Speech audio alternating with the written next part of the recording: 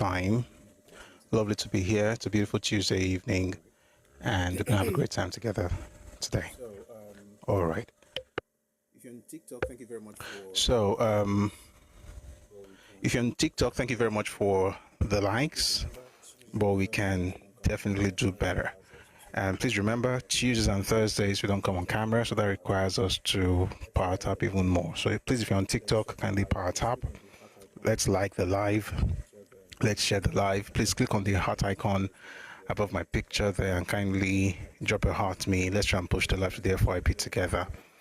All right. So please, if you're joining us on YouTube as well, kindly like and share the live stream. YouTube, Facebook, X, and Twitch.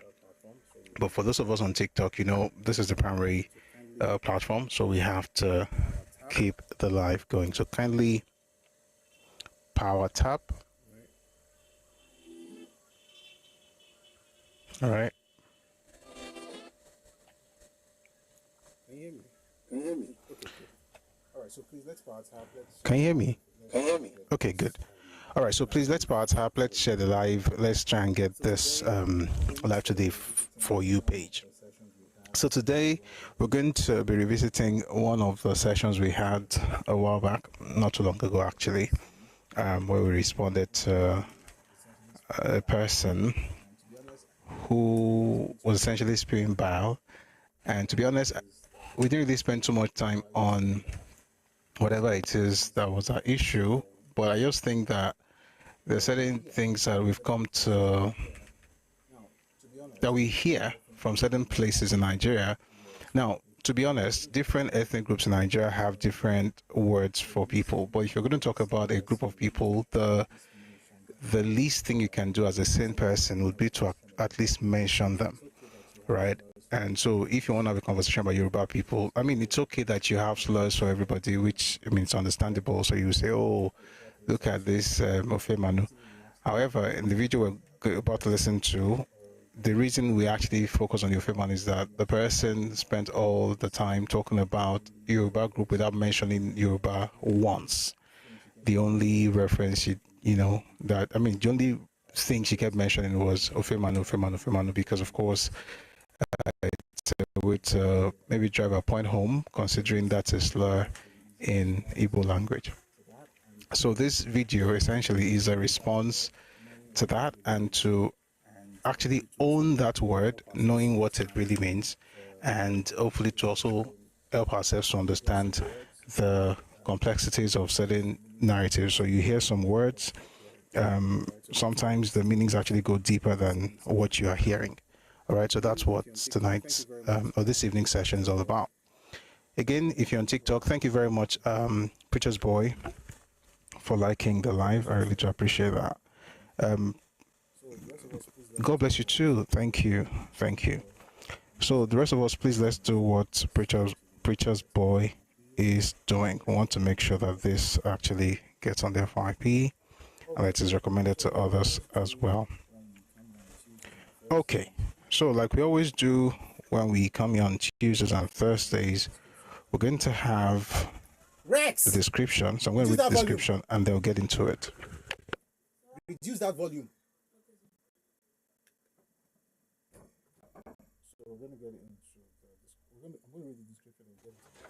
So we're going to get into the I'm going to read the description. We'll get into the video itself. Okay.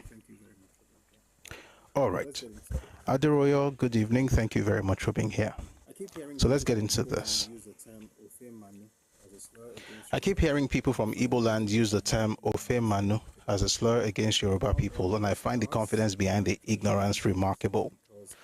Palm oil was scarce in traditional Igbo cuisine because it was too valuable to consume freely. It was a major export commodity and a core survival strategy in Igbo land. In Yoruba land, palm oil was used generously because survival did not depend on selling it.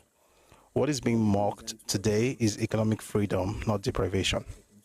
When people resent what they cannot sustain, disdain often becomes a coping story. Land hunger, limited arable land, and population pressure shaped economic behavior in Igbo land. The mockery of Mmanụ is disadvantage rebranded as pride. The same misunderstanding shows up when people accuse Yoruba of gatekeeping music and film. These industries now run on structure, licensing, and systems. Success no longer comes from chaos or piracy. Refusing to adapt and blaming others delays growth. Progress begins with understanding how things work and taking responsibility. Here is Mmanụ is on an insult. I'm sure you're going to have a great time listening to this, and then we'll talk about it much later. Please power tap and share as you listen. Again, this is Mmanụ is not an insult. Enjoy.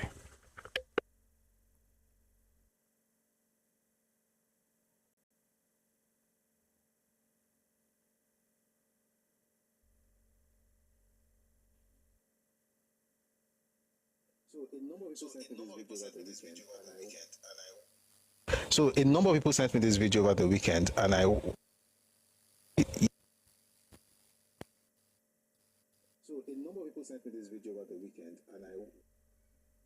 So a number of people sent me this video over the weekend, and I. Yesterday or today? No, it was yesterday. Yesterday and today. Yesterday and today. So a number of people sent me two videos from. God, I just pray. Heal them, help them, save them, fill them with your peace. You know, Bible talks about in Philippians chapter 4, Bible talks about peace that surpasses all understanding. We all need it, but it looks like Southeast needs it more.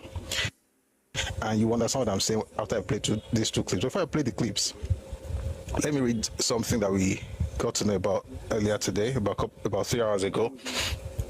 That behind the scenes, the new movie by Funke Akindele, right, has made 1 billion. Has actually crossed the 1 billion mark, by the way. 1,109,463,846 naira and counting. And so this is Nollywood's highest grossing producer of all time, Funke Akindele. The movie is the highest grossing release of 2025, the fastest film in West Africa to cross 1 billion naira just 19 days. Highest single day gross of all time, 129.5 million naira on Boxing Day. The first filmmaker to have 3 consecutive 1 billion naira film in a calendar year. In 1 year, she's able to achieve that. And the only director to gross over 1 billion naira at the box office 3 times. Now, if I wanted to achieve the kind of thing that Funke Akindele has achieved, package is celebrating what I'm not going to say, but I want you to make up about whatever you think this is. This is a young person, has been doing this for a while, but I think it's getting to some people's attention, so they sent 2 of our videos to me over the weekend. And this was, of course, before Funke Akindele began to trend. And this person did an entire video, could not mention Yoruba people as an ethnic group, could not mention the name, kept calling them, or kept calling us Ndi Ofe Mmanụ. The siblings will come here and tell you, but you are too educated to do that, like somebody just did right now. I think this one is too uneducated to be smart. Anyway, take a listen to the rant, and then we'll respond accordingly. Take a listen, please.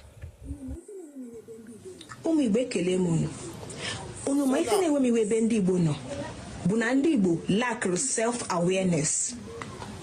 Do you know that there's an agenda to erase Igbo language? Yes, there is. Do you know why Netflix left Nigeria? Netflix left Nigeria because they got tired of pushing a propaganda. Imanandi ofe mmanụ ndị nwenyitere isi n'obodo ha. Ha gwara ndị Netflix na n'ọbụ sọsọ movie ndị ofe mmanụ ka ha ya na-egosi na Netflix. Nya mere oge ahụ so movie ndị ofe mmanụ ka a na-egosi oge ọbụla na Netflix. Oge ọbụla na Netflix so movie ndị ofe mmanụ ka a na-egosi. And ndị ofe mmanụ, they are winning because kita ikpe onye Igbo aka n'ọnụ ọ ya sị gị ọmọ ebe ka asụ emụta ọmọ. Ndị Igbo one kita na-ekwu nna kita onye Igbo ikpe ha kwa n'aka n'ọnụ sị gị ọmọ because they are trying to erase our own language. Ndị ofe mmanụ chọrọ ka ọ bụrụ sọsọ their own language can do universal. Nyamere ọtụtụ ndị ofe mmanụ na-asị na if you sing in Igbo language you cannot blow, that if you want to blow in Nigeria no bụ sọsọ n'ofe mmanụ ka ya na-asụ. And ụfọdụ ndị Igbo anyị na-ekwekwo ifu n'ime ha ife ite Buhari kpanyasị o oke ma onye nka onye ka nọ n'ọkwa kịta onye akpọrọ ya si gbogbo onye ofe mmanụ a ha gwara Netflix ọ bụ sọsọ movie ndị obodo ha movie ndị ofe mmanụ ka ya na-egosi na Netflix icheta oge ahụ ọ bụ sọsọ movie ndị ofe mmanụ ka a na-egosi na Netflix throughout. Ndị Igbo, try and be self-aware. Try and be self-aware. Speak your own language. Support Igbo artists. Support Igbo movies. Support Igbo actress. Igbo actors. They are trying to erase our own language. There are 2 videos, but let me first say something. I did Igbo language in secondary school. I've mentioned it here a number of times. I even had an A in junior WAEC. This was a long time ago. And there was something my teacher used to tell me then, that there are certain words that were going into extinction in the Igbo language. One of those words she taught me, and every time I met an Igbo person, in my travels, I would always use that whenever we're having a conversation. I'll ask them, what's the Igbo word for motorcycle? And for the most part, they would say Okada or something. And then I would mention that what my teacher taught me in the 90s. And then the person was like, how come you know this thing? So it was like a way. So she was like, words for clock, for watch. But those words at the time, I'm talking, this is 2025, I'm talking more than 30 years ago. The clock, watch, things like that, she taught us then that those words, because people were using English language instead of Igbo language. So some words, they could mix a lot. That's what she taught us. But, she taught me well enough to be able to have an A1. Now, why did I say that? It's true that many languages are, should I say, running a risk to go into extinction? But it's because of usage, not because people have a plan for a language. You don't count. Like if people will sit down and say, okay, what I want to do is I want to erase your language. Do you think you really matter like that? Language goes into extinction most likely because of disuse. Like you're not using the language, therefore, or you're not using certain words, you are mixing it. In other words, what the lady taught me, growing on, I learned, that's why when I was growing up, recent years, like last 5-10 years, when people started talking about like Yoruba language, I was like, maybe they don't know what they're talking about, because she taught us that early. The idea basically is this: if you substitute words in your language over time, those words will go into disuse, which means that now you lose those words, and you might as well lose your language eventually. Which is what we talk about. Kí ọmọ sọ Yorùbá pọ́nbélé, Yorùbá tí ò ní ṣe àmúlòmálà, kí wọ́n sọ Yorùbá láì fi Gẹ̀ẹ́sì kún. Ó máa ràn lọ́wọ́ láti lè gbọ́ èdè dáadáa. Ó dẹ̀ tún máa ràn lọ́wọ́ láti lè sọ Òyìnbó. You'll be able to speak English properly, right? When you speak your language very well. Now, when you teach people how to speak the language, or you speak your language that way, what you're doing is that you're reclaiming the language, right? You're taking responsibility. But that will be difficult for certain people. In other words, you cannot tell your people how to do something without saying there's an enemy trying to do something to you. In other words, you have to create an enemy to be able to make anything out of your life. And it's not just about this language thing, it's a mindset. In politics, another ethnicity must be going after you. In business, somebody must be doing something against you. When it comes to property, it's because they hate you, and because of that, you will now do something. In other words, you cannot creatively come up with a solution without looking for an enemy. Who on earth sits down to know what's going to happen to Igbo language, to destroy Igbo language? Number one, you must be very daft to think of destroying another person's language. Number two, your language must mean something. The language is not international. Igbo language is, like I said, I can speak a little of it. I think it's a good language, but it's not, it doesn't go beyond the borders of Nigeria. It's not like there are Igbos outside Nigeria who are not from Nigeria who speak the language. No. There's a mistake we make in this country, in these conversations, and Yoruba people must be very, very aware of this. She's talking about people being self-aware. Yoruba people need to learn it more, and I'll tell you why. There's an assumption that ethnic groups in Nigeria are the same, and that somehow if you're doing word and opposite, boy, girl, Yoruba, Igbo, is a lie. Lojoti, I can sorrow. My best friend at the particular, she's my best friend. My best friend, we met at a particular time when I was 7. That was when I even met a nigga where when NCCF, I was in Christian Corpus Fellowship. My friend, it was my best man, by the way. Easy Gala. After service, I went to their house, only to be hearing Ebi Pami. I was like, what are you saying? This is Yoruba now. Ebi Pami, that's Ebi Pami. Olane. If you know Ale, Shodudu, being continued to do, all things Jorawan, Shodudu, Olane, they have a lot of those things like that. Ekpo. Ekpo is Ekpo, the same Ekpo that we say Ekpo, Ebi Pami, is the same thing. Mewa, Ewa, 10 is Ewa. If, for crying out loud, a language that is so close to mine like that, I don't tell them that they are connected to me, although they are, but it's a separate ethnic group right now. I don't know why one is trying to always look for a way to say, okay, if there's something, then you have to connect to Yoruba. Yoruba and Igbos are not connected.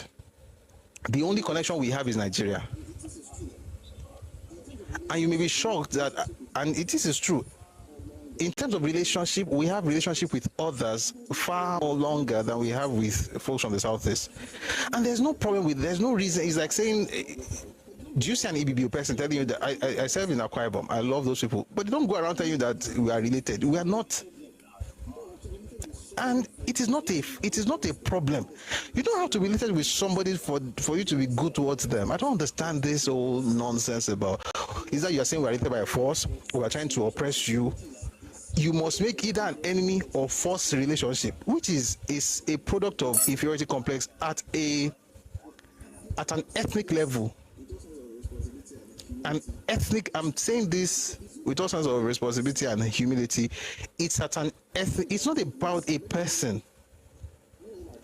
And the people that did this, many of them are dead. Many of them are dead, and that's the sad part. And the younger people, this girl is in her 20s. These children are going to keep growing up and saying this and passing on to their children. They don't even know why they are thinking like this. And it was engineered. That thing of competition, comparison.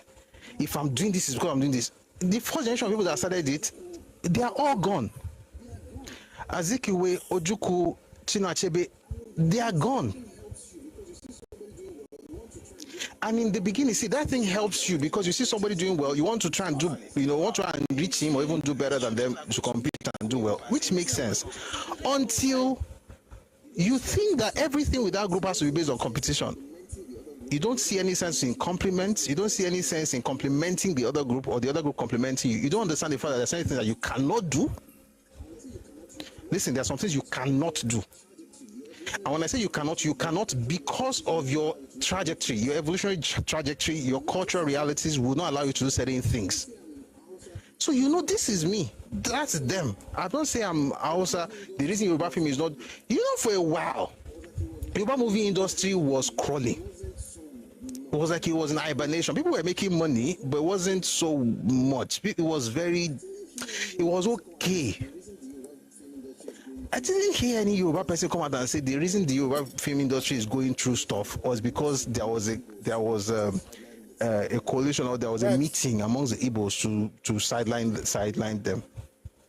Meanwhile, things like that actually happened.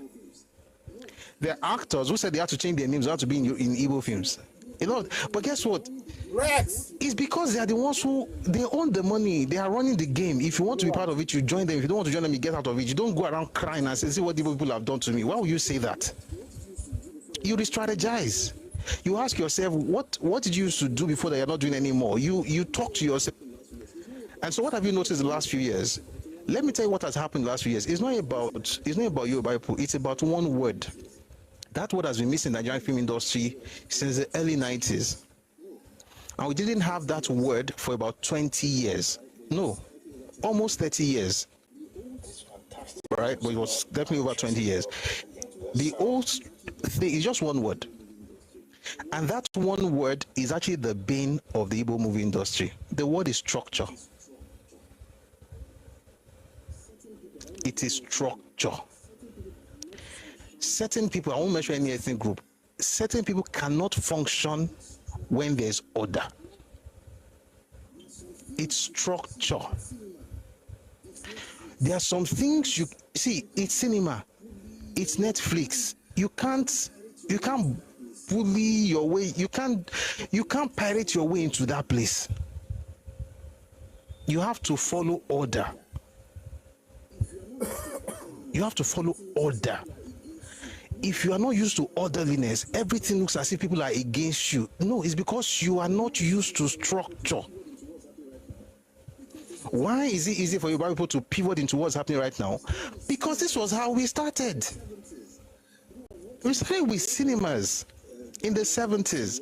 You know, I've been watching a lot of documentary on this thing where Baba Ogunde, he hated VHS and he didn't like the idea of having film marketers, and he used to warn the actors, the ANTP back then, that these guys are going to take this thing from you. And it happened. They took it over. The people were doing the work. They would do the work and then they were getting peanuts. The marketers, some marketers are good, but for the most part, a lot of the producers were not making as much money.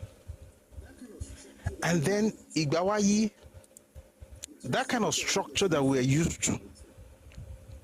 Interestingly, people are already getting used to the dysfunctionality. Do you know there was a time, someone wrote something about music here, let me tell you something. There was a time that Lagbaja CD that sold, the money that got to him was peanuts compared to the amount of CDs of his music that sold. What's saying that? Streaming.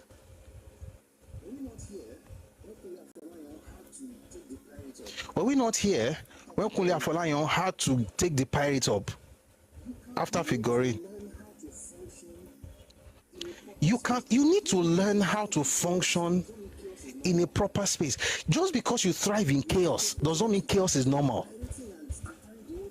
You take responsibility. It's not about pirating and scattering the whole thing and just putting money. Money is the least. Money is important, but it's the least requirement to make industries work. You are not used to the structure. You learn it. Nobody is trying to say, did you people have meetings about Kannywood as well, about Hausa, but they don't want to have Hausa films in the cinema. It doesn't make sense. Funke Akindele is, this is our third movie this year, over $1 billion. Do you see other filmmakers saying, Funke has gone to meet these people, they are now pushing us out of the film industry? She has cracked the code. So what do? You learn. And what do you see Yoruba film actors doing now, or film producers? They are dancing. For the life of me, I don't know how that correlates, but that's what works. Maybe if I don't like dancing, by the way, so if I want to do something like that, maybe I'm going to have to think of something else. Look at the adverts, the marketing. A budget for marketing is enough to make several movies. What do you call these movies? Low budget movies. The marketing, the shoots, the fact that, look at how even the package they sent to fellow actors. I saw the one with Feti Abalogo and Kamo. They had to open. I think they probably bought that thing from China, and then a video was there. She welcomed everybody. Hey, I'm inviting you to be part of. We didn't used to do that. I go Mejila meta mefa. I go Mejila meta ti mefa role. Ọjọ́ ni alowo wọlé. Àti lọ nìyẹn. Who has time to be sending pack all over the place? But she has changed the game. So what do? You step in there. You compete. You say you like competition. That's how to compete. Not to be crying around like a gbere. Say they have a meeting that they must not allow Ndiofe Mmanụ. By the way, you know why people say Ndiofe Mmanụ? Let me even tell you about something. I think I should talk about this thing today. I've never said it in public, but I think it's important to mention it in passing. That thing's supposed to be an insult. Sincerely, you know what it really is? It's a show of scarcity.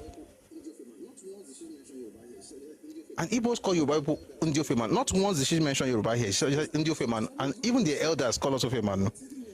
They think it's an insult. For me, it's not an insult. You are telling me I have abundance. Oily soup. It's because I have oil. You don't. You barely have enough to eat. You see me putting oil in the food, to you it's waste. To me, it's the fact that it exists. You don't have it. When they say into your man, for me, I just like, how is that an insult? You don't, that means you don't. I mean, how many oil palm? Let me not get into this. We had a conversation the other day. Before the war, 64% of agricultural produce, in terms of revenue, came from the minority areas.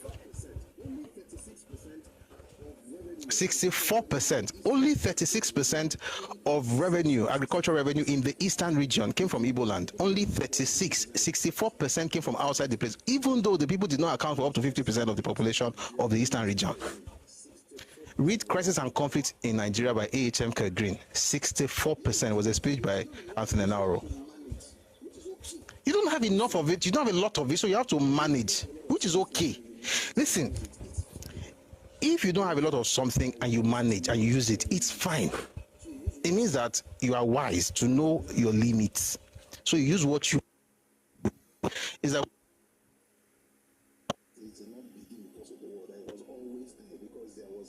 it did not begin because of the war. That it was always there because there was lack of proteinous food. It's not a dig. There's no fish, there's no meat, there's no cow, it doesn't exist, and the land cannot produce the kind of thing you want. So what did they do? They imported. How did they import? From money from the agricultural produce, right, or from the revenue that they were getting in the eastern region, not as Igbo people in the eastern region. And then the second one was from remittances from Igbo people living outside Igbo land. That was how they got money to import the things they were eating. Is there a problem? Of course not. The only issue now is that by the time Ojukwu, instead of using number 6, thought that everybody should return home, that means that he had cut off revenue from remittances. But guess what? It's not that thing that is the issue. It's the fact that Yoruba people hate you. That's why you couldn't eat during the war. What do you see here? You cannot take responsibility for anything. Therefore, you don't change. Therefore, you continue to repeat the mistake generation to generation. When you say Mmanụ, the thing is that you don't have a lot of oil palm or palm trees.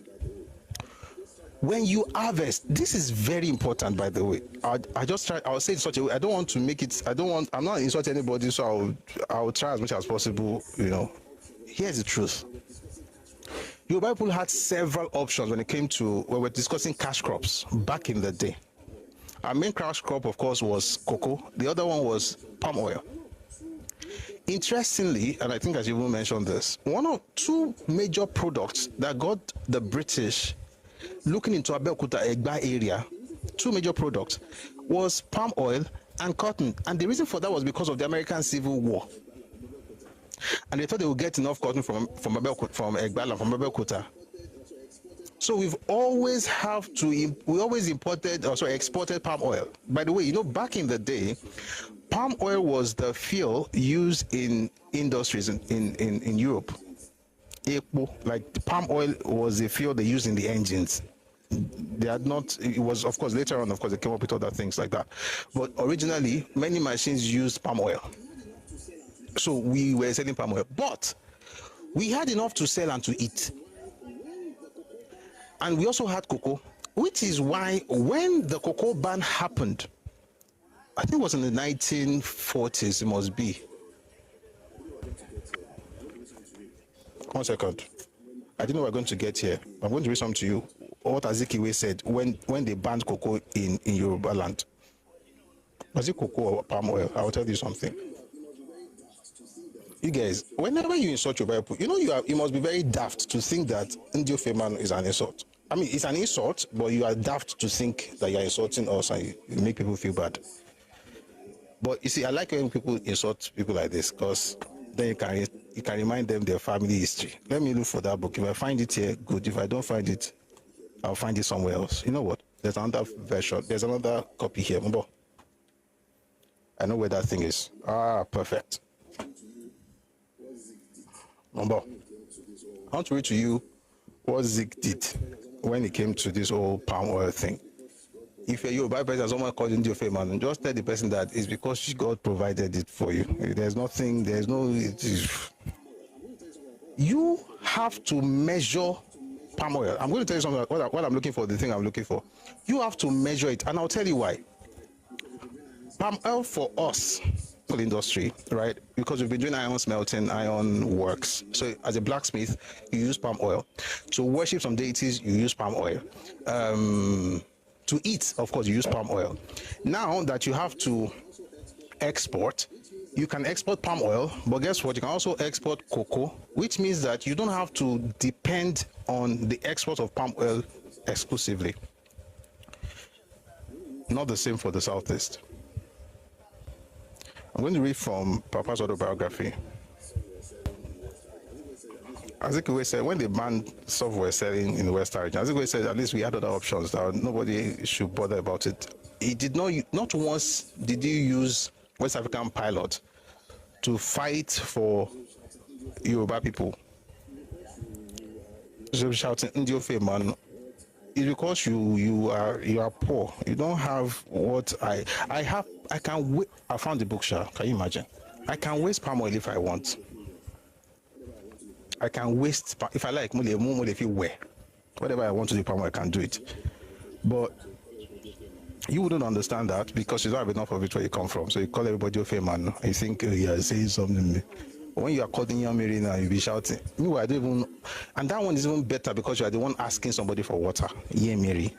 But I don't like using anything like a slur on anybody. But I'll read something to you. It says here, when the agitation against the cocoa pool was raging, though the pilot carried one or two articles and reports on the subject, Dr. Azikiwe himself showed no interest whatsoever. Also, when the ban on palm kernels was imposed, the pilots supported it. This is what the pilot said. That's Azikiwe's newspaper. He said, the measure by the government is fair. Instead of reducing the whole country into poverty, only the western provinces will be affected and they can switch over to other avenues to make body and soul live. As a result of his indifference to these two economic crises, which threatened the livelihood of the people of the Western region as well as the economy of the country as a whole, some of us began to wonder what Dr. Azikiwe's economic determinism really meant in practice.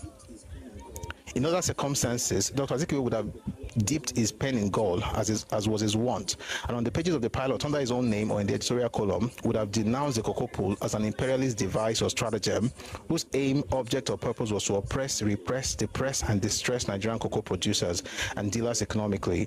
In the same manner, he would have vehemently declaimed the ban on palm kernels in the western provinces as a gross betrayal of trust, an indelible stain, blemish, and stigma on British imperialism, a vain attempt, a complete misfire, and a palpable boner in the realm of divide et impera.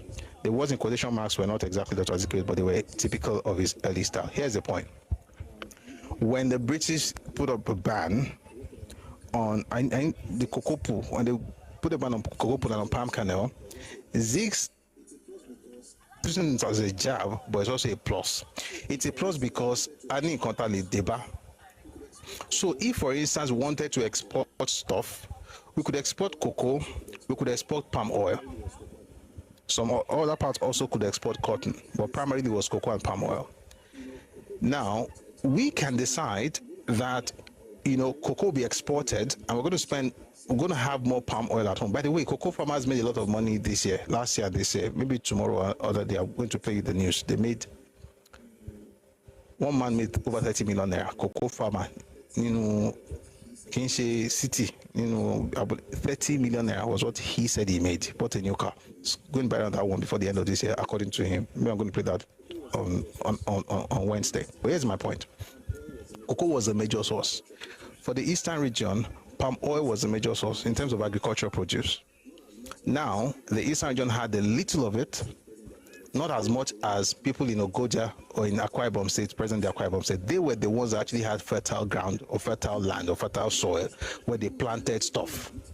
So people in Igbo land, number one, did not have a lot of cash crops.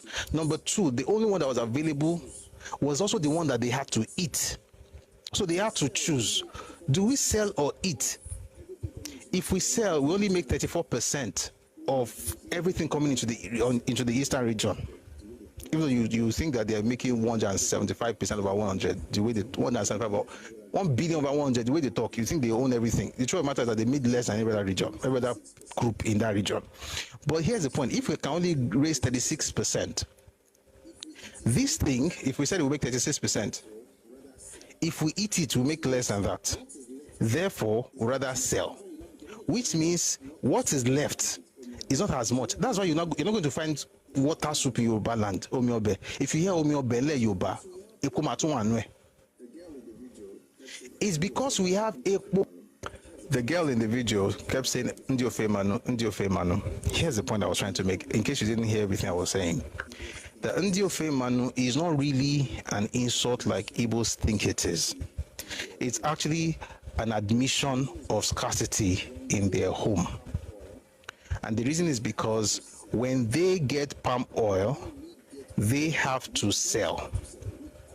When we get palm oil, we don't have to sell. We could decide not to sell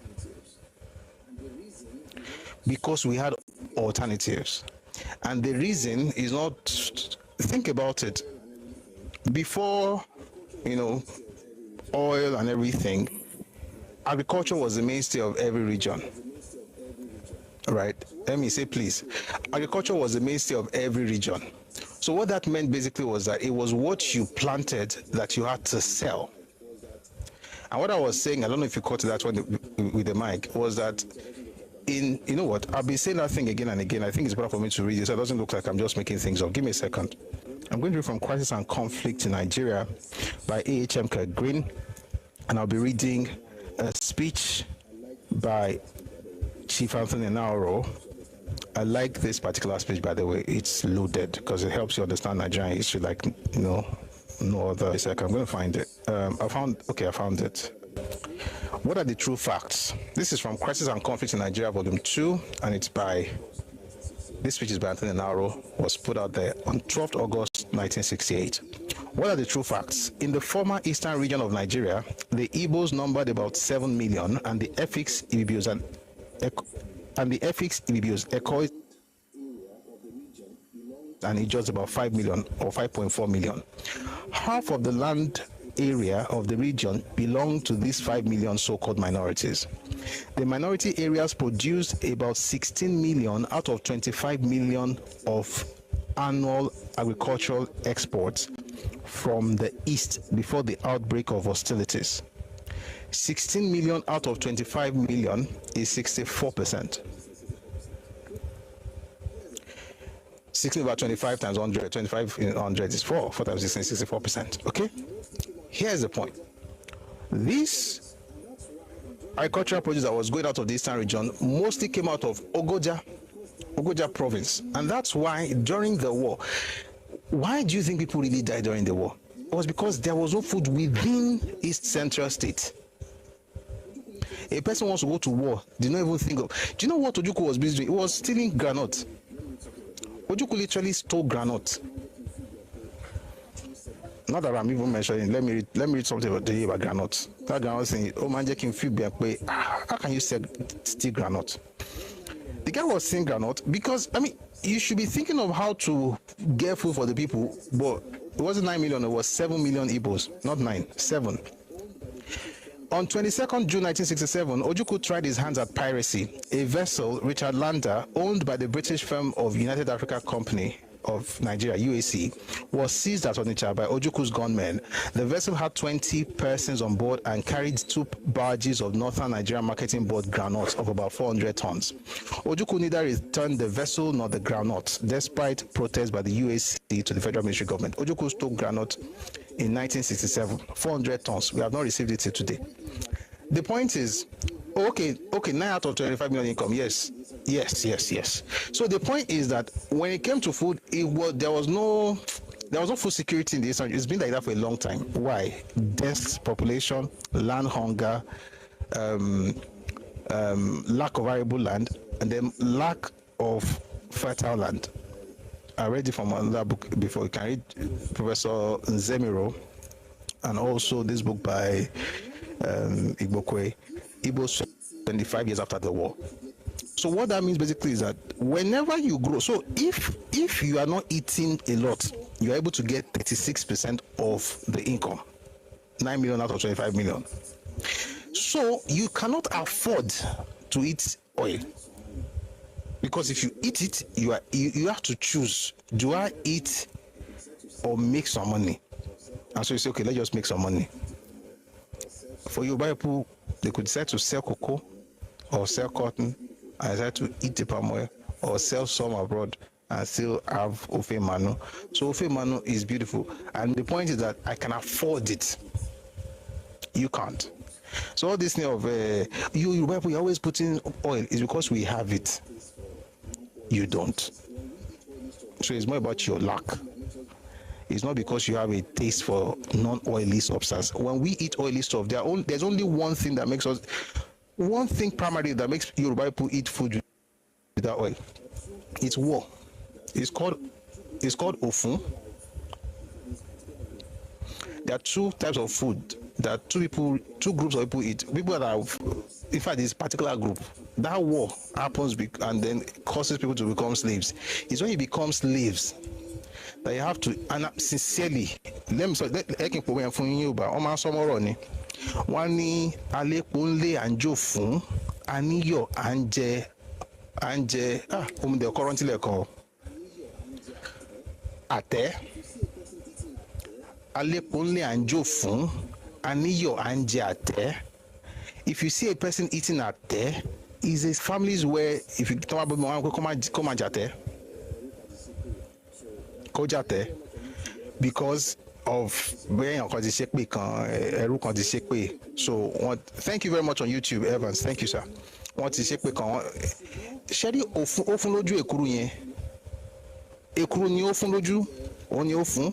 Ṣùgbọ́n ó máa dín àtẹ lọ́tọ̀ pẹ̀lú epo. Now imagine kí ó máa jẹ ekuru láìsí yọ̀, láìsí ọbẹ̀, láìsí ata, láìsí epo.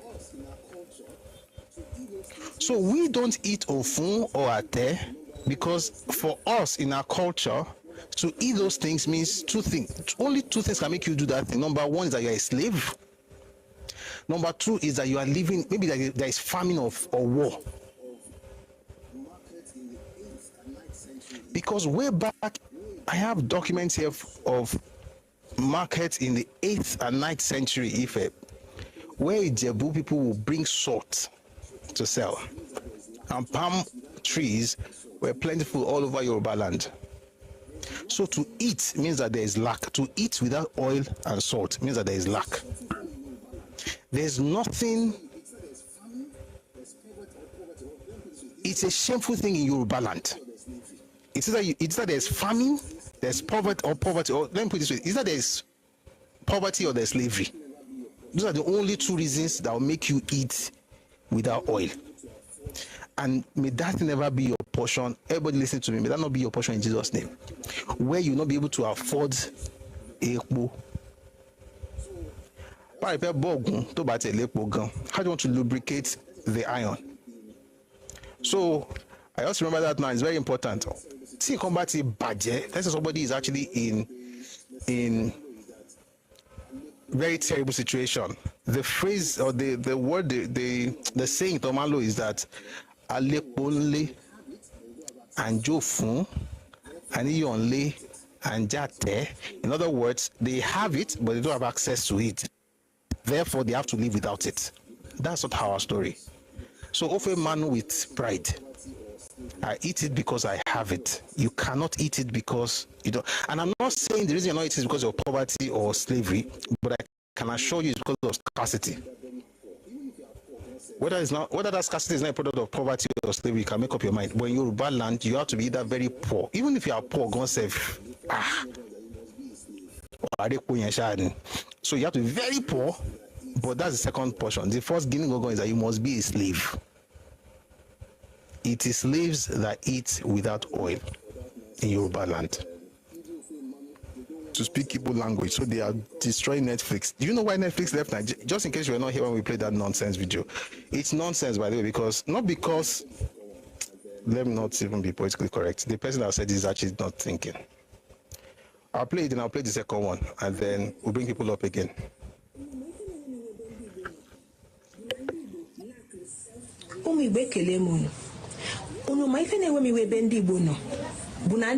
Lack self-awareness. Do you know that there's an agenda to erase Igbo language? Yes, there is. Do you know why Netflix left Nigeria? Netflix left Nigeria because they got tired of pushing a propaganda. Ịma ndị ofe mmanụ ndị nwenyitere isi n'obodo ha. Ha gwara ndị Netflix na n'ọbụ sọsọ movie ndị ofe mmanụ ka ha ya na-egosi na Netflix. Ya mere oge ahụ sọ movie ndị ofe mmanụ ka a na-egosi oge ọbụla na Netflix. Oge ọbụla na Netflix sọ movie ndị ofe mmanụ ka a na-egosi. And ndị ofe mmanụ they are winning because kita ikpe onye Igbo aka n'ọnụ ọ ya sị gị ọmọ ebe ka asụ emụta ọmọ. Ndị Igbo ne kita na-ekwu nna. It says that Igbos used to say omo like Yoruba people, like omo, like they should be saying nna because when you're saying omo is Yoruba people winning, you should be saying nna man or nna as if as soon as you start saying nna your industry will now blossom. Were you saying that thing when you was working? You don't understand. At the bottom of everything, at the root of everything, is not about even language. At the roots is structure. The structure just changed. What you are seeing for the first time since early 1990s. For the first time since early 1990s, it took about 30 years. But what has happened in the Nigerian film industry is that there is now structure. And people who cannot compete in that space are the ones who cry like bush babies. To erase our own language. Ndị ofe mmanụ chọrọ ka ọ bụrụ sọsọ their own language ga-do universal. Nyamere ọtụtụ ndị ofe mmanụ na-asị na if you sing in Igbo language you cannot blow, that if you want to blow in Nigeria no bụ sọsọ n'ofe mmanụ ka ya na-asụ. And ụfọdụ ndị Igbo be anyị na-ekwekwa. When I was growing up, I grew up on two different types of music, foreign and local. The local would be Fuji, Juju, Aori.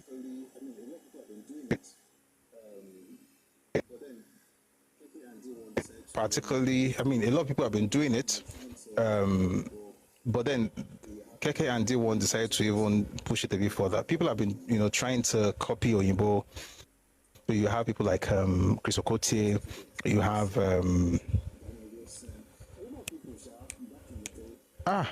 his name starts with a Wilson, Daniel Wilson.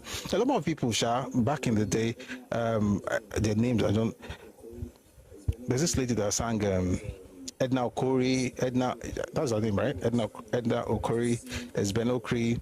There's Esen Igbokwe. A lot of people were trying, right, to sing stuff, but mostly we'll listen to a lot of hip hop. And then we started having FM radios, right? In the early 90s, we started having FM radios. So before we used to have only AM. Yes, Edna Ogoli. Thank you. Danny Wilson, yes. And and back in the day, Christian Esen Igbokwe became very popular because Omomi Shonrere Tiadara. Omomi Gbotemi Tiadara. She's Akwa Ibom. She sang Yoruba. Nobody says she must sing Yoruba. A number of them will use that because, listen, people use Yoruba because of commercial value. Do you want to sell? That's the point. Now, does that mean that if you use your language, you will not sell? Listen, there are people that I know, they sing only in Igala. They make money. Just not Davido kind of money, but they make their own. Because you have your own people that can understand it, and that is good because you get to preserve your language. But you cannot blackmail me into buying that album because I don't know what they're saying. And that's even Igala that the language is close to Yoruba, let alone your own. What do you know they're talking about? Especially because you find a way to blackmail people that say, why don't you use Yoruba to sing? Language cannot travel as far.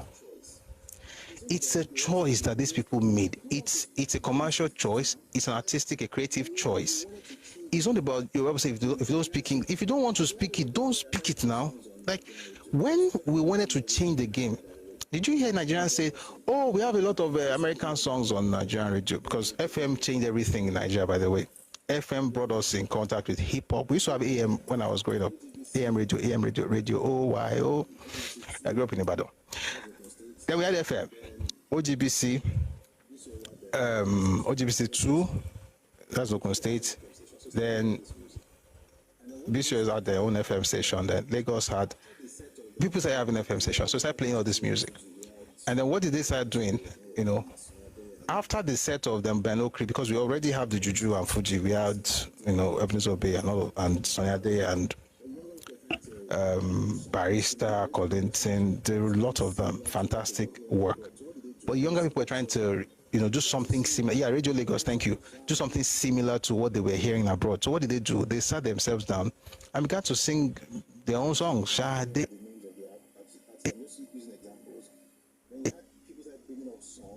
Music. I'm not telling you all the names of the artists. I'm just using examples. When you had people start bringing up songs, you start having plantation boys, and I'm not even trying to stick to Yoruba song or Yoruba names. It's just the point is just that people started. What's the word? What's the word? What do we do in the laboratory? Experimenting with soft tribesmen. Thank you, and then eventually it caught on. Over time, today in Nigeria, we listen more to our own songs than foreign songs. In Kenya, they want to do the same thing because now Nigerian music has taken over the airwaves. They are saying, how can they make it about them? I don't know if they can produce the content, but that's okay for them. The point is that we matched it as Nigerians. We matched the point where it's only when you're having to think like this, because this is how their parents also think. Where you cannot say there's an opportunity here, let me see something. It has to be that they are trying to do something. Was it America trying to destroy Yoruba language when they introduced hip-hop to Yoruba land? This is your home. You want to do better, Abi? You reclaim it. It's not about why they now singing English, why they now singing Yoruba, and Mmanụ, they don't want to have to, because they want to remove Igbo language. You're not even that important. Let's be telling ourselves the truth. Your presence or your absence doesn't affect me. I mean, your presence is blessed. I want you to be there and be there, be blessed. But if you leave, you will not be missed. What do you mean they are trying to remove you? What if you are there, God said, you are okay? You know why? Because it's like the sky. You are there, you are flying. You are not touching me. You are not affected. Your success is not a threat to my existence. I want you to succeed. I want you to thrive because it doesn't affect me. I want you to be blessed. Your blessing doesn't.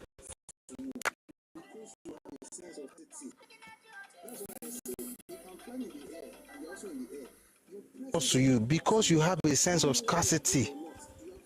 That's why I say if I'm flying in the air and you're also in the air, your presence does not affect me. I don't know whether you're there or not. You are flying your own flight, and I'm flying my own. I'm taking a flight. So, they're doing because I want to remove you. It's because you think that we are in you are thinking like a crab. It's not a crab, it's not a bucket, it's a sky. Spread your wings and fly. But no, this is why I tell people from the Southeast, you don't know what you are doing. These are young people. The way they talk, that means that you have this inside in the 1940s, by the way. Inside the 1940s. I have documents that go back to 1949. That's when this thing started. 1947. And that document was about the meeting I held in January.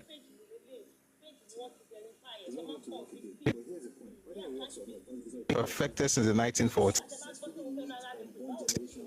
It's not going to work again. But here's the point: whether it works or not, it's not a problem. Is that you have successfully made unborn generation victims without their consent.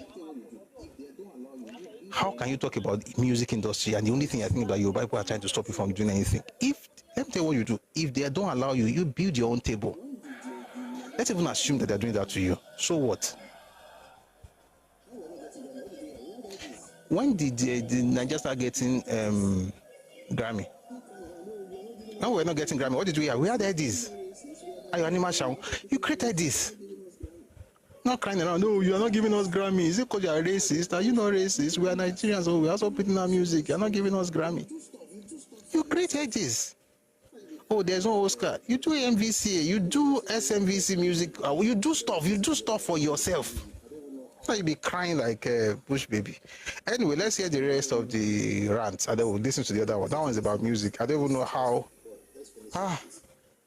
I'm trying, okay, you know what I mean? Because listening to this thing is stressful. But let's finish it, please. And for the Igbo buying equipment, if you need my ife, it's a Buhari Banyasi. Buhari Banyasi, okay, my onye nka no kwakita, onya kpọrọ ya si gbogbo. Onye ofe Mmanụ.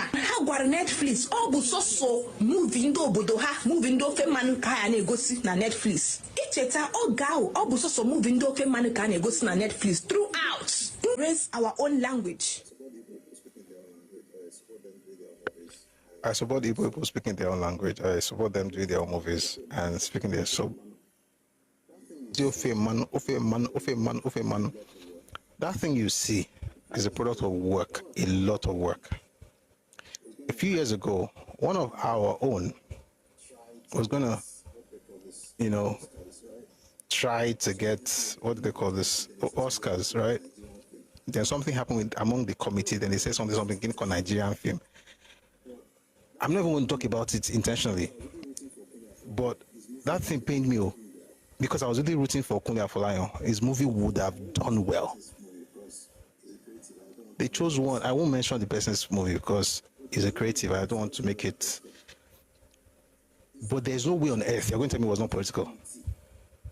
Is that clannish mindset even got into the committee? There was almost a scandal. I mean, I don't want to make anything out of this thing because we don't belong to those who, have we not done better than that now? And the Grammys that were not giving Yoruba Guinea, when Edis was available, Edis is still available, thank God. Hopefully it grows and becomes even bigger. What happens now? At the Edis, at the Grammys, you have Nigerian musicians getting stuff in Grammys, but not by crying, by working. If you are a parent and you're from the Southeast, I'm begging you in the name of God, save the next generation, save them. This thing is dangerous. You get to a point where you will cry. People look at you and they will walk away as though nothing came out of you. Why? Because they are tired of the blackmail. And I hope you raise a better a new generation of people who can say, you know what, I messed up, I can do this to make it better. I messed up there, I can do this. Oh, you're doing better than me if I do this and do that and do that, without thinking of destroying the structure just to win. There are people in this country who don't mind becoming king of the ashes, burn down the city, and he becomes the king. That will make them feel better, right, than living in a structured environment. May God bless them. I don't know if I should play this other video. This one is about what Yoruba people, what are you guys doing in the music industry? You undi ofe Mmanụ. Ofe Mmanụ. Why are you gatekeeping the music industry? The industry that the first recording, music recording by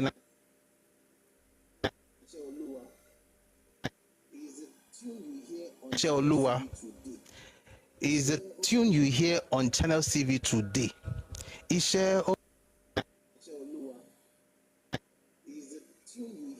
Oluwa is the tune you hear on Channel TV today.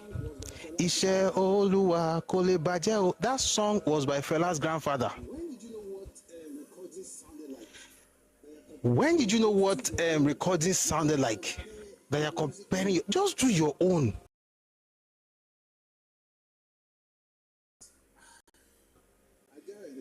This Nigeria is Nigeria, they rob people of their shine. No, 19, he was 21. The Fela's grandfather made, that was the very first recording by a Nigerian in the UK. Now, I don't want to tell you where you were that year, where the majority of your people were. I mean, let's thank God for all of us now. We're all doing well, but let's not be comparing ourselves because we're all in Nigeria. I mean, everybody should respect themselves. But let's listen to this. To be honest, this is retarded, but we'll listen. Take a listen, please, if you can. Eric's music. I did not. I waited to hear Evado. Why is this girl angry? This girl is too young to be this angry. Ah.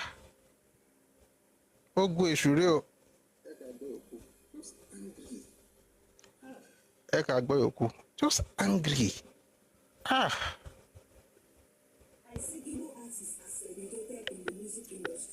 I said Igbo artists are segregated in the music industry, and some people are coming for me saying, you have to pay before your music are played in TV station. That is not the case.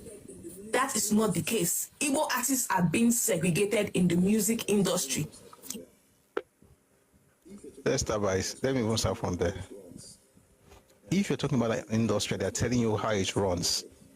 And you're shouting, doesn't matter. I just know what is just they're segregated. Is Odumodu? Is it from Osun State? Is it from Oshogbo IB? Is it from Ikene?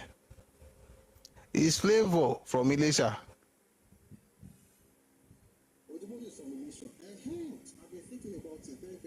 Odumodu is from Ilesha. I've been thinking about it. Thank you, Adeji. I think Odumodu is from Ilesha, Remo. Has to be. And Flavor is probably from Papa Jao.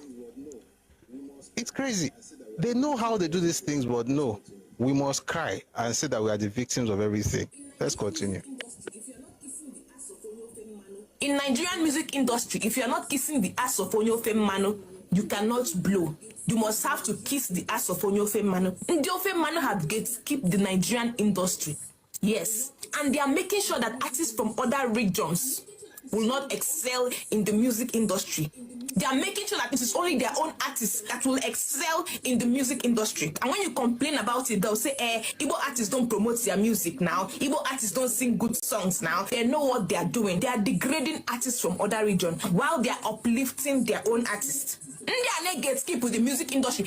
I have spoken with so many artists from the Southeast and they are complaining of the same thing. These people are gatekeeping the music industry, and you cannot gaslight me because I know what I'm talking about. They make sure that artists from other regions, they don't play their song anywhere, both on TV, both on radio, and even in the clubs. There is segregation in the Nigerian industry, not just in the music industry alone. You must have to kiss the ass of an Onyofe Mmanụ before you even blow. If you're not kissing the ass and sucking up to them, you cannot blow. They want to be above while others will be under. And when you complain, they will say, Igbo artists don't sing good song. Igbo artists don't promote their song. That is a lie. You cannot gaslight me. You on your TV or radio station or go to the club, it is only Onyofe Mmanụ song that are playing. Other regions in Nigeria don't have artists. I was watching a music station and I waited and waited for them to play artists from the Southeast. They did not. I waited to hear Jerick's music. I did not. I waited to hear Evado, Kola Boy, Aguero Banks, Fino, Flavor, Zorro, and the rest of them. I did not hear it. That is segregation, and I will talk about it. Stop segregating other regions. Stop it. Only if Ojukwu knew that what he was doing would cause this thing, maybe he would have changed his mind because he just couldn't see the future. You must have foresight as a leader. I don't even blame the girl. I blame their leaders. You have to think of the future. Do you want to raise winners or whiners? Just whining. This is what do you say? I mean, this is a shame. But by the way, I don't want not to say to this. Just remember that Onyofe Mmanụ thing. Embrace it. Ofe Mmanụ means prosperity. You have oil. And in our culture, to not have, I'm saying this because of, she says it again. In our culture, to not eat with oil is a sign of poverty or slavery. That means you are nothing for you not to have oil in your food. Onje ofun, and we don't have salt. Onja te. We are not poor people and we're not slaves. Therefore, we can afford to be Onyofe Mmanụ. What is she said about music? I'll just bring people up because you already. Someone is writing their Flavor. Yes, I thought let them bring the likes of Adi Kabasa. Where is Don Jazzy? Don Jazzy is from Delta State. They grew up in Yoruba land. Music. Did you not know Oliver De Coco? I didn't know that this bigotry thing has eaten deep into. We knew Oliver De Coco now, but you're not going to have a lot of them, to be honest, for obvious reasons. Don't ask me for the obvious reasons, by the way. Because if I say it, it will sound insulting. And some people are writing in the comment section. Yes, Rex Lawson. I think the mother was Igbo. I thought I was probably from maybe Joe or something. I don't know, but he also had Igbo heritage. I mean, people. If the music is good, people will listen to you. Okay. If your music is good, they'll listen to you. Kalabari, yes, Kalabari. Kalabari is Ijo, right? But also the mother was Igbo. Nikombaga, I think he was from Cameroon. If your music is good, they'll listen to you. Did we understand Awilo? Did you not dance to Awilo? Many of us here, I don't know about you, but I'm not that old. Early 90s, did you not dance to Makosa? We didn't even know what they were saying. They're on there too. Go. Turn it to Sunday, Monday, Tuesday, Wednesday, Thursday. Woo! May God forgive Julius Ago. We danced. It wasn't. If your song is good, if your music is good, people will listen. Music has its own energy. Do Oyinbos not sing Ashake song, even if you don't understand what they're saying? Just work on yourself. I don't know how. And by the way, are there people that will gatekeep? That's how industries are. That's how industries are. And the funny thing is, you have people. What's not Pokoli? When Pokoli got in that space, did you hear anybody say, "Oh, he's Yoruba"? It's not Yoruba. The point is just that I think this thing should actually make you want to work and do better. And so you say you like competition, compete. But the point is, crying doesn't look good on people. Just being a victim, it's a shame. But let's move on to the next person. Thank you very much, my brother. Yeah. Plus, we'll go to Feel My Star Shine. Good evening.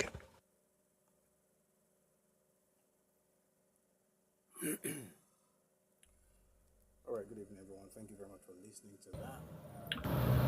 Good evening, everyone. Thank you very much to that. That's Mmanụ is not an insult to be mechanism for the Igbos. They say it in order to cope. And I just want to quickly address some things before I bring some people up. So people have said things like, "Oh, you are saying," and by the way, social media has a way of throwing off some of the worst human beings. So you say something like, "Listen, the Yoruba people do not have to export palm oil, therefore they could afford to eat it. The Igbos had to make a choice between exporting and eating. And seeing that they didn't produce a lot of it in terms of what would be enough to eat and export, they chose to export instead of eating it." That's the premise of everything I've said, all right? And even at that, when you put together everything they exported, the contribution of the Igbos to the agricultural revenue of the old Eastern region was between 34 and 36%. Although they were 7 out of 12 million, they were over 60% of the population. 76. They were about 76% of the population, but then they were contributing between 34 to 36% of the agricultural revenue. That's not to say they didn't produce anything. It's just to say that they produced very little, and the little they produced, they had to export it. They couldn't afford to eat it. So, in case you're coming up, because I had to deal with that on Twitter the other day. In case you're coming up to come and do Voltron Defender of the Universe, the point is not that you're not producing anything. It was like, it is that you were producing very little, and the little you produced, you had to choose between eating and selling, and you chose to export it to sell it. And that's why you couldn't afford to have it. But like I said, this is beyond palm oil or all these, things going on social media. It speaks to something deeper. It speaks to a culture where folks, right, essentially project whatever it is they're going through. So whether it's scarcity or it's hate or it's stupidity, they just project it and say you are doing what they are doing. And that's why I always say that every accusation from the Southeast is actually a confession. So like I always say, and I saw people in comment section say, "Oh, the point is, the point is, if people listen to this, and I'll mention this also before I bring people up. Folks will listen to this video and say, "Why are you talking about things like that? Are you now saying that we don't have oil?" Or they'll say, "But Mmanụ is not an insult." Not one in all the comments, whether it's on YouTube, on Facebook, on Twitter, not one person from Igbo land actually said that what the girl did didn't make sense. concept of accountability or taking They responsibility. just couldn't. In other words, the concept of accountability or taking responsibility is not cultural in the Southeast. The person who is It isn't. stupidity, You've got to find someone else to blame. So you're going to blame the person who is responding to stupidity rather than blame the stupid person. Why? Because that person is from your place. And if you don't understand that now in Nigeria, understand it now. All right, let's bring some people up and then we'll have some conversations around this. All right. Excuse me. see you. What was your meta? Abitoye and Abduram. Abitoye, good to see you. What was your meta? Hello? Can you hear me?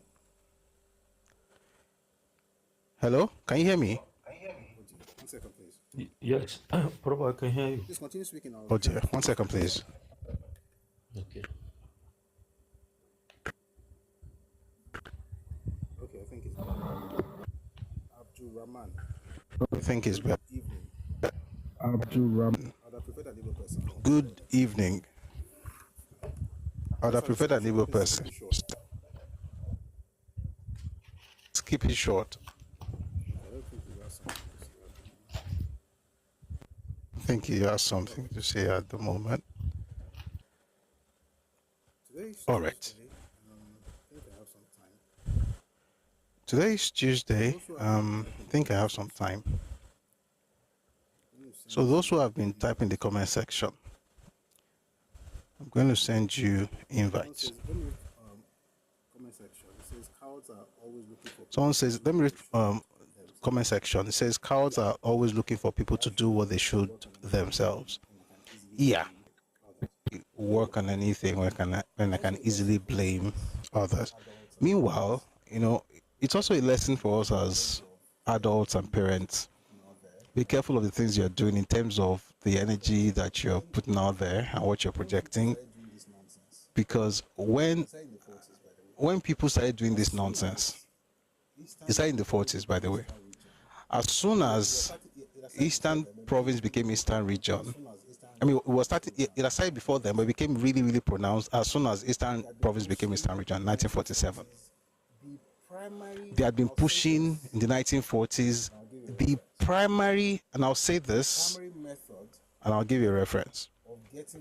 The primary method of getting what Igbos wanted in pre-independence Nigeria was victimhood. You see it in Arthur Richard's speech in 1947, January 1. You see it in Azikiwe's speech in 1949. It's always about victimhood. You see it in Achebe's writings, whether it's in The Man of the People, in, The Problem with Nigeria, which is a book I think we'll probably get into, if not tomorrow, maybe on Friday. He talked about the Igbo problem in the trouble with Nigeria. You also see the way he wrote it in There Was a Country. There's always that victimhood under everything. You see it in Ojuku's speeches. You see it. Let an Igbo person write anything, you will see it there. And it's a shame that regardless of how educated the Igbo person may be, you would see it there. It's always there. Maybe they don't even know. Maybe it has become natural. But to be clear, it's not like God gave it to them. It was engineered. And it's a bit frustrating because you meet Igbo people and you would really expect them to not be at that level, but it just looks like everybody's there. It doesn't matter if you have degrees or if you have nothing. Like, everybody has that same mindset. And it has to be, and the thinking of me versus you is the only way to propel some of these other interesting characters. But I hope that people learn the lessons, and I hope we don't, perpetuate victimhood, because it would work. It will help you get what you want, but also destroy you. In other words, you will always be inferior.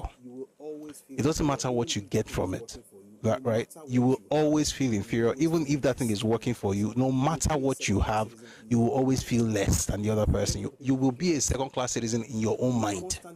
Forget what people think about you.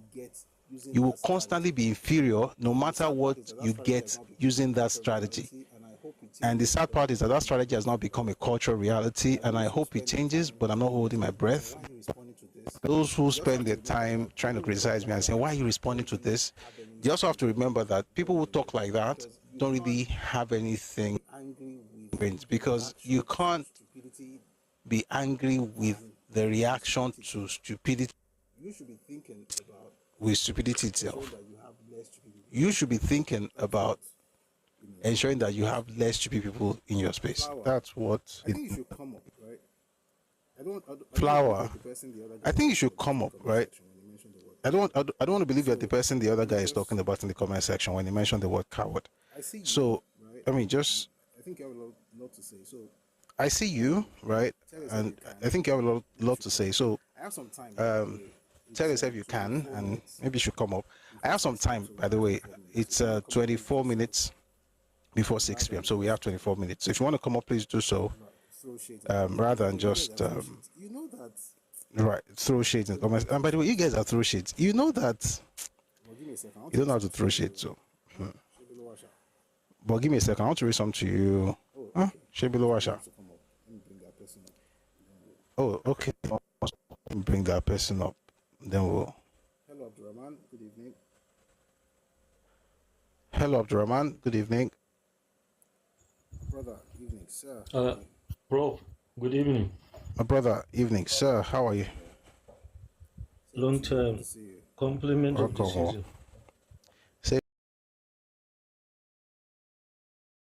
Thank you. Same to you. sir. This issue of girl or lady that you talk about, I think it's simple thing, Prof. There are three things that are universal, let me say universal. Is it universal language or universal language? Which one is correct? You don't have to understand the language for you to enjoy it. Number one, football. Number two, music. I think you're breaking. Number three, I dance. think you're breaking. I don't know why. I heard number one football. I didn't get number two. Can you hear me now, Yes, I can hear you. bro? You said number one football. Yes, I can hear Can you you. hear me? You said number Okay. one football. I said number one. Football is universal language. Number two, dancing. Issue with you. Dance is a universal language. Okay. And number three, music. You don't have to understand the lyrics or the language, but you may still enjoy it. One person here. You keep going in and out. You said? We can't really hear you. Like I can't hear you. Now, we can't really hear you. Like I can't hear you. Oh, let me put it this way. You're breaking. So I hear a bit, then I wouldn't hear. I'm hearing you clearly. It's just that your voice is a little bit. I know you can hear me clearly. I can't hear from the you mic. clearly. Hope it's we can hear, but make it quick, please.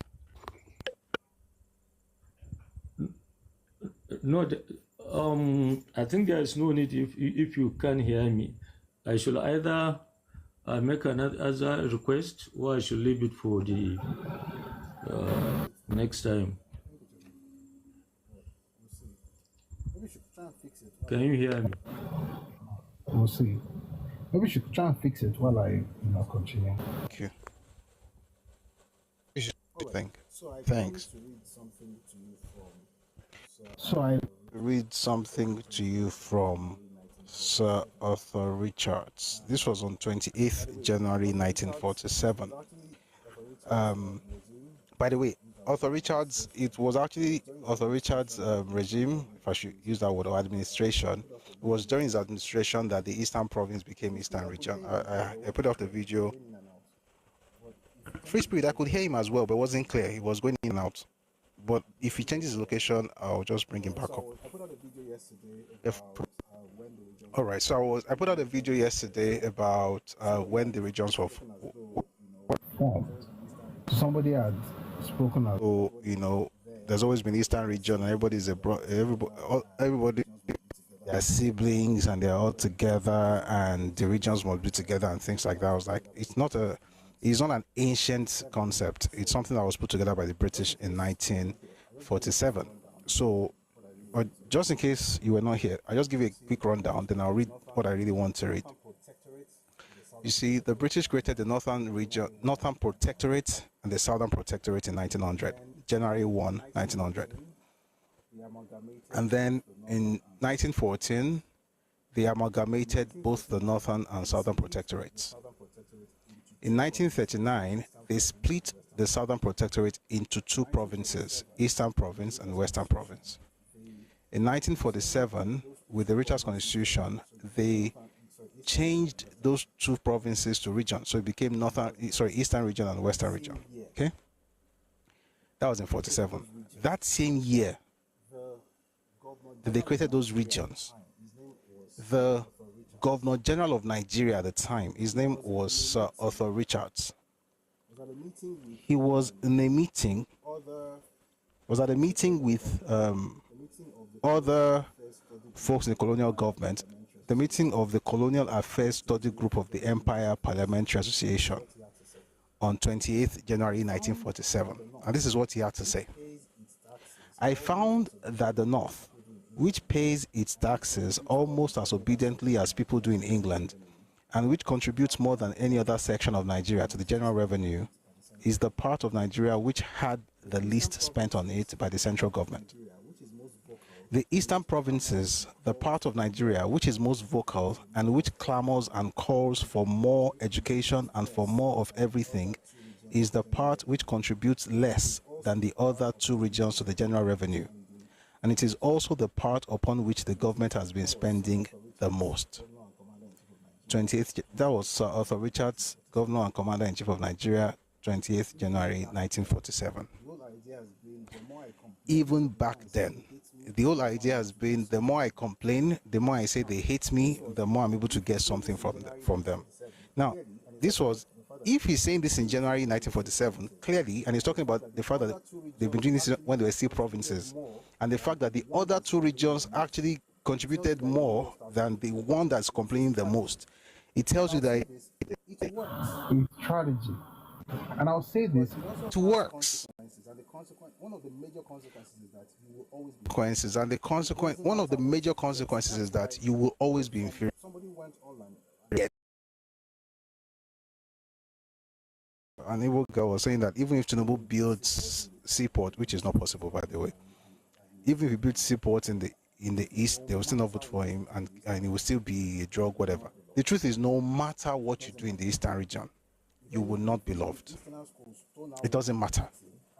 If the Eastern schools stone out and hate him after all he did for them, I don't care what you do, you will be hated.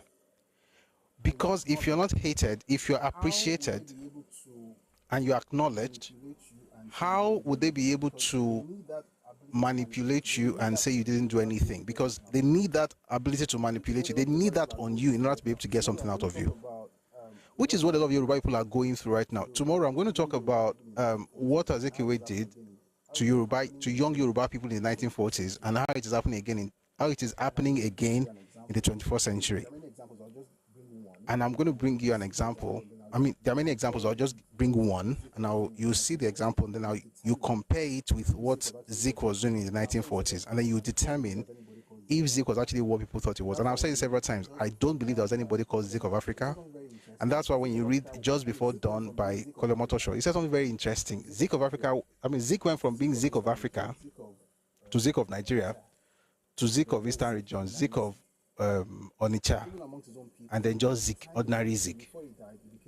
Even amongst his own people, by the time before he died, it became just Zik. It's not that I see people trying to act as if, they're all acting brand new. I want to read something to you from what Zik said when everybody was still supporting everything he said in 1949. This was at a speech of Igbo, at an event, right, the Igbo World Congress, where he delivered this speech. So I'm going to read part of it to you, and then you understand the fact that this whole thing about victimhood and trying to act like the world is against you, it did not just start now. Am I saying people should stop? To be honest, right now, I'm not even talking to Igbos. I'm just talking to human beings. I'm talking to all of us, right? That these things that people do that gives them like short-term advantages, it actually hurts you in the long term. I'm going to read this to you. And by the way, there are two things. I've had a session here before. I'm going to do it again. Were successful art in the 1940s, actually 1930s, 40s, and 50s. Two things they were very, and 60s, two things they were very, very successful at. Number one, to inculcative dissonance. You wouldn't even see the contradictions. You will believe that you are. Now, this thing did not just start today. People still do it today.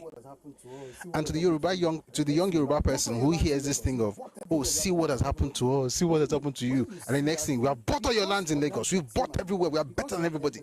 When you see that thing, because of that victim and because you have empathy, you're like, oh, maybe he's trying to make up for it. He's not making up for it. It's a double-edged sword. On one hand, you have this superiority, which is actually the product of the second hand, and the second hand is inferiority. The truth is, when you have a complex, whether a superiority complex or inferiority complex, you're actually inferior. Nobody who goes around telling everybody that they are bigger than them is actually secure. If you're secure in yourself, you won't have to tell people you are better than them. Anyone who has to tell another person that you are better, that is better than that person, is actually insecure. At the root of both superiority complex and inferiority complex is insecurity. And hopefully people will hear this and from this speech that was delivered in 1949. So I was telling you about the contradictions.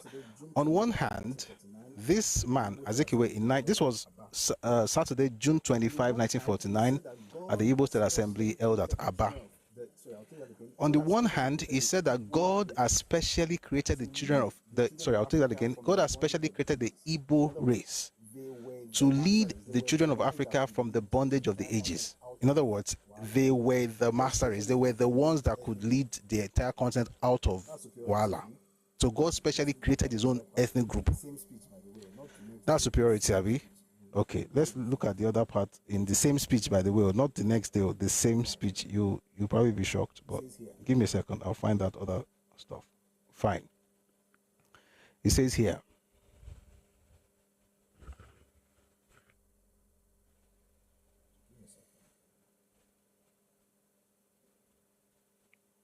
give me a second. It says, good. It says, Which illustrate without doubt the potential wealth of the Igbo to Nigeria economically, and we are so ostracized socially that we have become extraneous in the political institutions of Nigeria.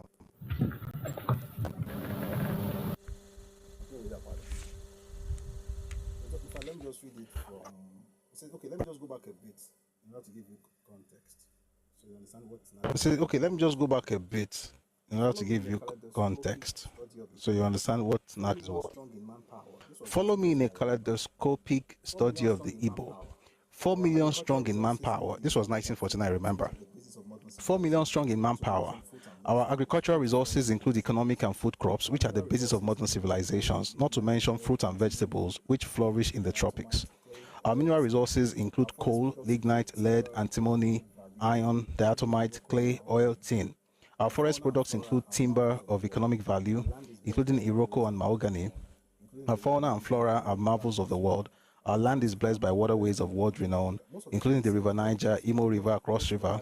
Our ports are among the best known in the continent of Africa. Most of the things he's saying here is both what you have inside Igbo land and in Eastern region.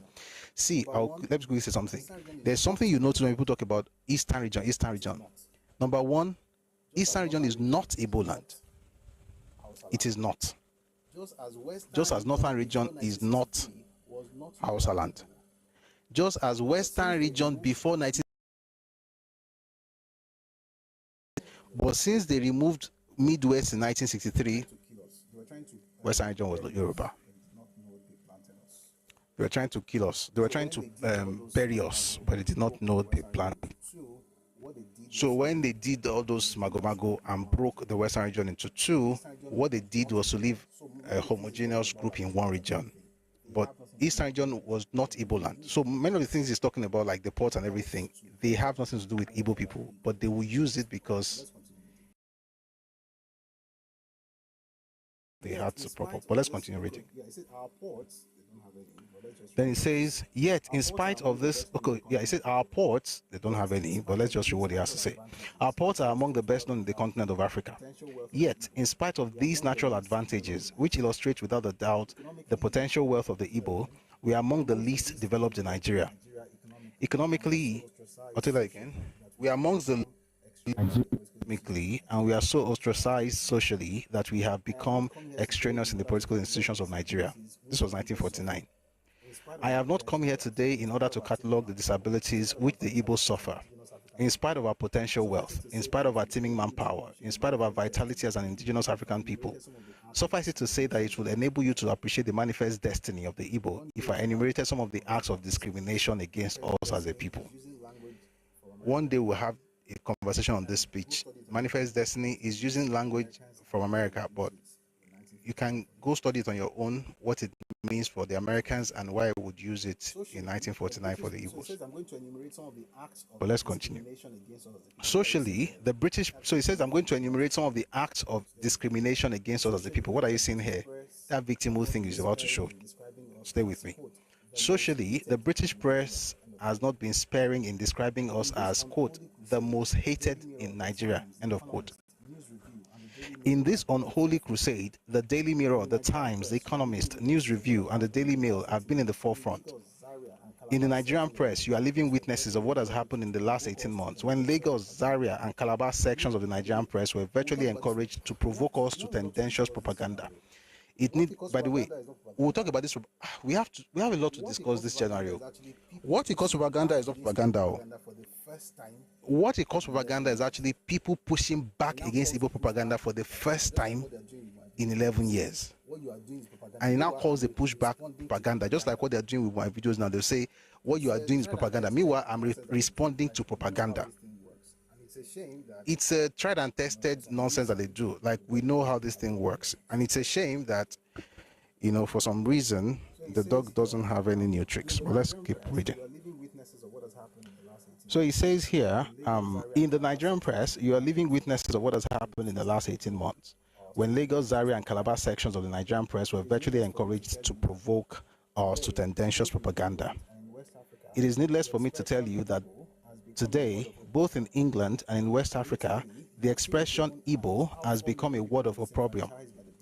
Politically, you have seen with your own eyes how 4 million people were disenfranchised by the British. For decades, because of our alleged backwardness, we have never been represented on the Executive Council and not one Igbo any other nation in Africa, in spite of our extreme individualism. This man was brilliant. I mean, if there's anything you're going to say about Zik, you can't say it wasn't brilliant. He was an orator, he was brilliant. And he knew how to weave words, even if the concept is pushing doesn't make sense, but he knows how to put it across, and people believe this nonsense. You have democracy that is best in Africa.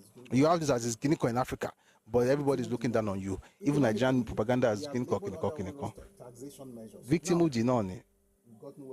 We have labored under one taxation measures. Now, we've gotten where I was going.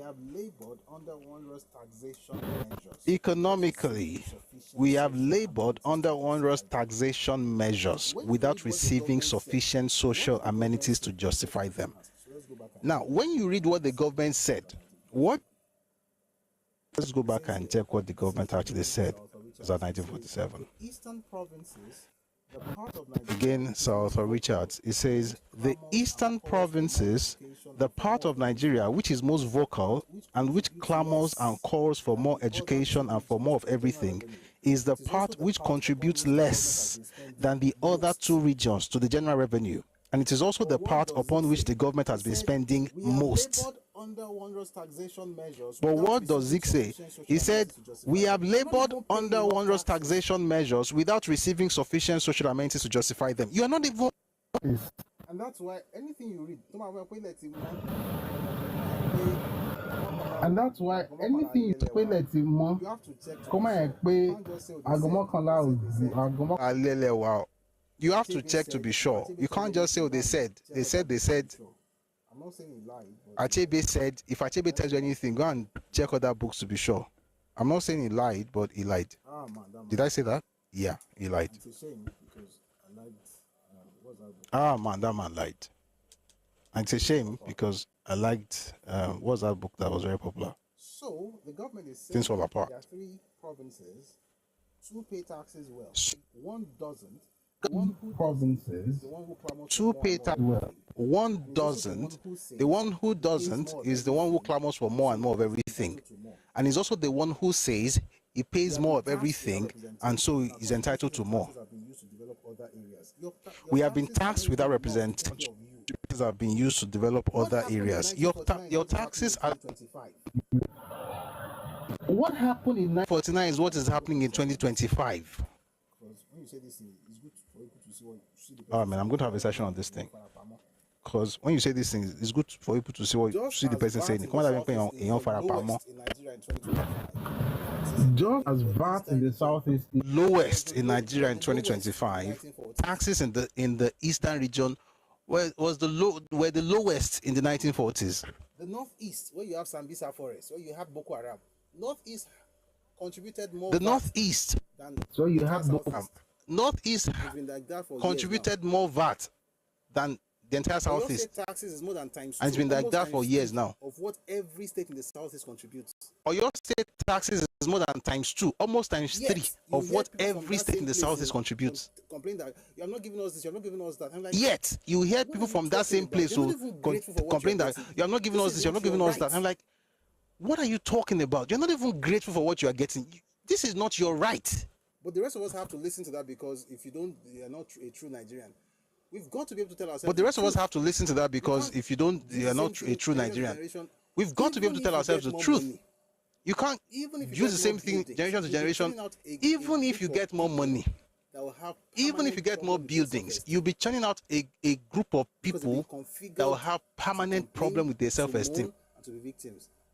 because they've been And by the way, I'm not configured saying this because I to have a problem with complain, people sharing to money moan, with the and to be Southeast. I victims. mean, it doesn't really matter. Like I said, it's not And by about the way, I'm what not you saying this get. because I You have a get problem it. with people You get sharing the money with the Southeast. I mean, But it you doesn't have a really matter. Like people I said, it's not about what who you don't get. think You would straight. get Because it, any you get the small thing, money, we make but you money have a more than you. people We are better than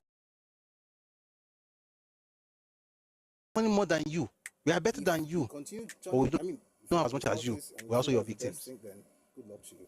If we We're going to continue have another churning, session I where mean, I'm going to if talk. you're from the I mean, I'm going to Southeast and bring you out think that's other the best thing, groups to then make this good point, luck. because I think this I'm going to point have has to another be made. session where I'm We going to can't keep talk. having I the mean, I'm same going to bring thing out other for more groups. than To 80 make years. this point, because I think this point has to be This is made. 2025. We can't This is keep going to having be the 80 same years thing in for more than 2 80 years. years.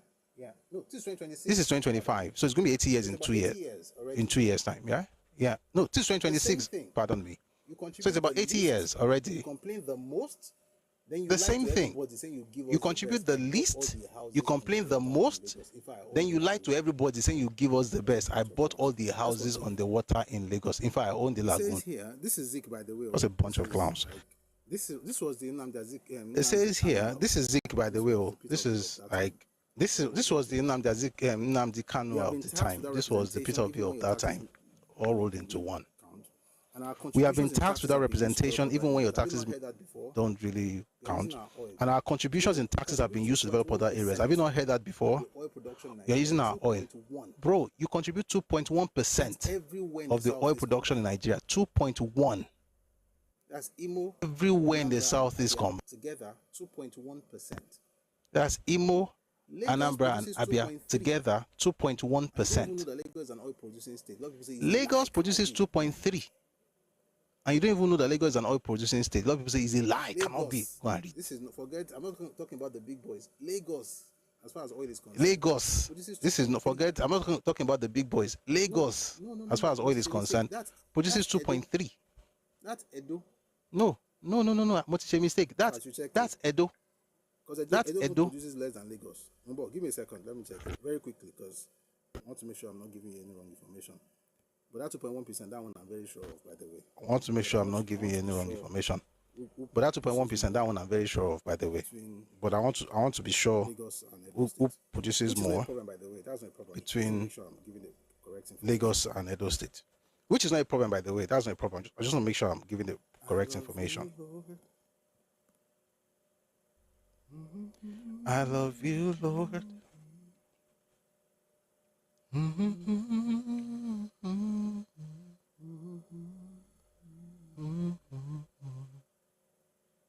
I was right. That was Edo. Imo produces 1.2. I was right. That Abia was Edo. 0.75. Anambra 0. Imo produces 1.2. Together. Abia 0.75. Anambra 0.2. Together. Edo State produces 2.3%. Kototu Gonsabo Igbami Omande 2.1%. Edo State produces 2.3%. Lagos is 2.7%. Edo produces 2.3%. The entire South 2.7%. People from the South Edo produces 2.3%. The entire Southeast produces 2.1%. And it is people from the Southeast that tells you that you're using our oil money to build your place. I'm like, which money? I'm not even mentioning Ondo, let alone Delta or Akwa Ibom or Rivers or Bayelsa. Those are the big boys. 0.2% oil. That's Anambra State. 0. Guys, not so there's no way you have 0.2% oil. That's Anambra State. 0. Guys, not 2. 0.2. That is Koto half. It's not up to half of 1. So I'm not saying not up to 1. It's not up to half. That's 0.75 of 1. 1.2. If you So put that together, that's like 0.2. 0.95. But sometimes Abia 0.7. days they get 2.1%. If you put that together, that's like 1.95. But sometimes this is 2.3, and it's not up to Lagos that produces 2.7, or up to Ondo that goes between 3.8 and 4.1. And then we'll talk about this is 2.7, or up to Ondo that goes between 3.8 and 4.1. From a region and then we'll talk about the big four. 2.1 tells every other person. That group is the one that tells everyone. From a region where everybody combined produces 2.1, tells every other person. That group is the one that tells everyone that they're the ones feeding us with oil money. And we don't talk because we want to be one Nigeria. Or maybe because we don't know better, Sha. But here's the crazy part. Just like they say it, that their own taxes are Zeke said it as well. Other places, even when they were paying less taxes. Zeke said that their own taxes have been used to develop other places, even when they were paying less taxes than all other people. Am I saying this because I hate any group? Let me just make sure I like to put out this caveat. This is not about hate. Am I saying this is about ignorance? I like to put out this caveat. This is not about hate. This is about ignorance on steroids. And the fact that Nigerians are blackmailed by people who don't really care for the truth, who just follow a particular pattern that Zeke set out to, that created for them in the 1940s, by the way. So again, most young people that listen to me, their parents were not even born at the time that Zeke was doing all of these things. They saw their parents do it. Their parents probably saw their own parents do it.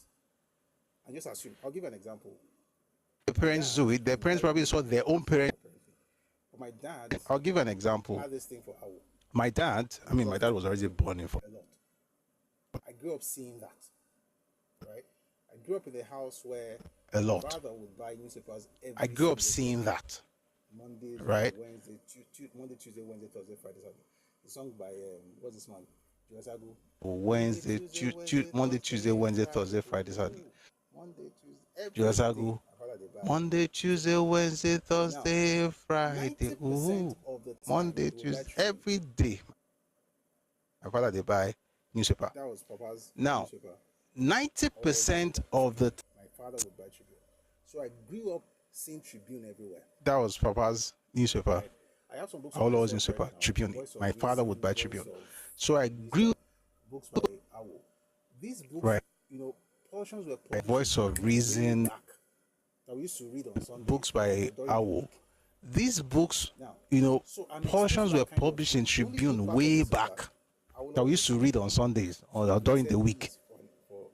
Now, so I'm exposed to that kind of thing. The only good part of this is that Awolowo is a good man. He's a good man. That's how I talk about him. I don't know how to talk about him in the past, just like my father. That my father was not introduced. He's a good man. His ideology still, works, right? Now imagine that my father was not introducing me to Awo. Imagine he was introducing me to manipulators and blackmailers. And I'm not questioning it because that's all right, right? So they just put that thing in you. You don't even know why you believe it. You just know that you were told. And that's why you notice that when you have conversations with any people, they never tell you they read anything. Just say my daddy said, my mommy said. Which is understandable. The crazy part is that their parents did not pick the right thing. Their parents fully, which is understandable. The crazy part is that their parents did not pick the right thing. when you now speak against And so that what you notice is that culture, a culture hate keeps that forming group. Oh, and you people hate keep it. living a certain way, But and the that way becomes the hate way it, of the I people. When you now think speak it's a against waste of time. It's a that waste of group, energy. oh, you hate It's Igbos. absolutely Nobody. retarded Maybe to people hate hate them. Igbo, but I don't. I think it's a waste of time. It's a waste of energy. Is absolutely retarded to be hating on any group, It's about a pattern. It's about a culture. And if you let keep alone it in your Igbos. place, What nobody on will care. Have earth you noticed am I eating? that most of these things that you are So it's not about hatred. It's about a pattern. It's about a culture.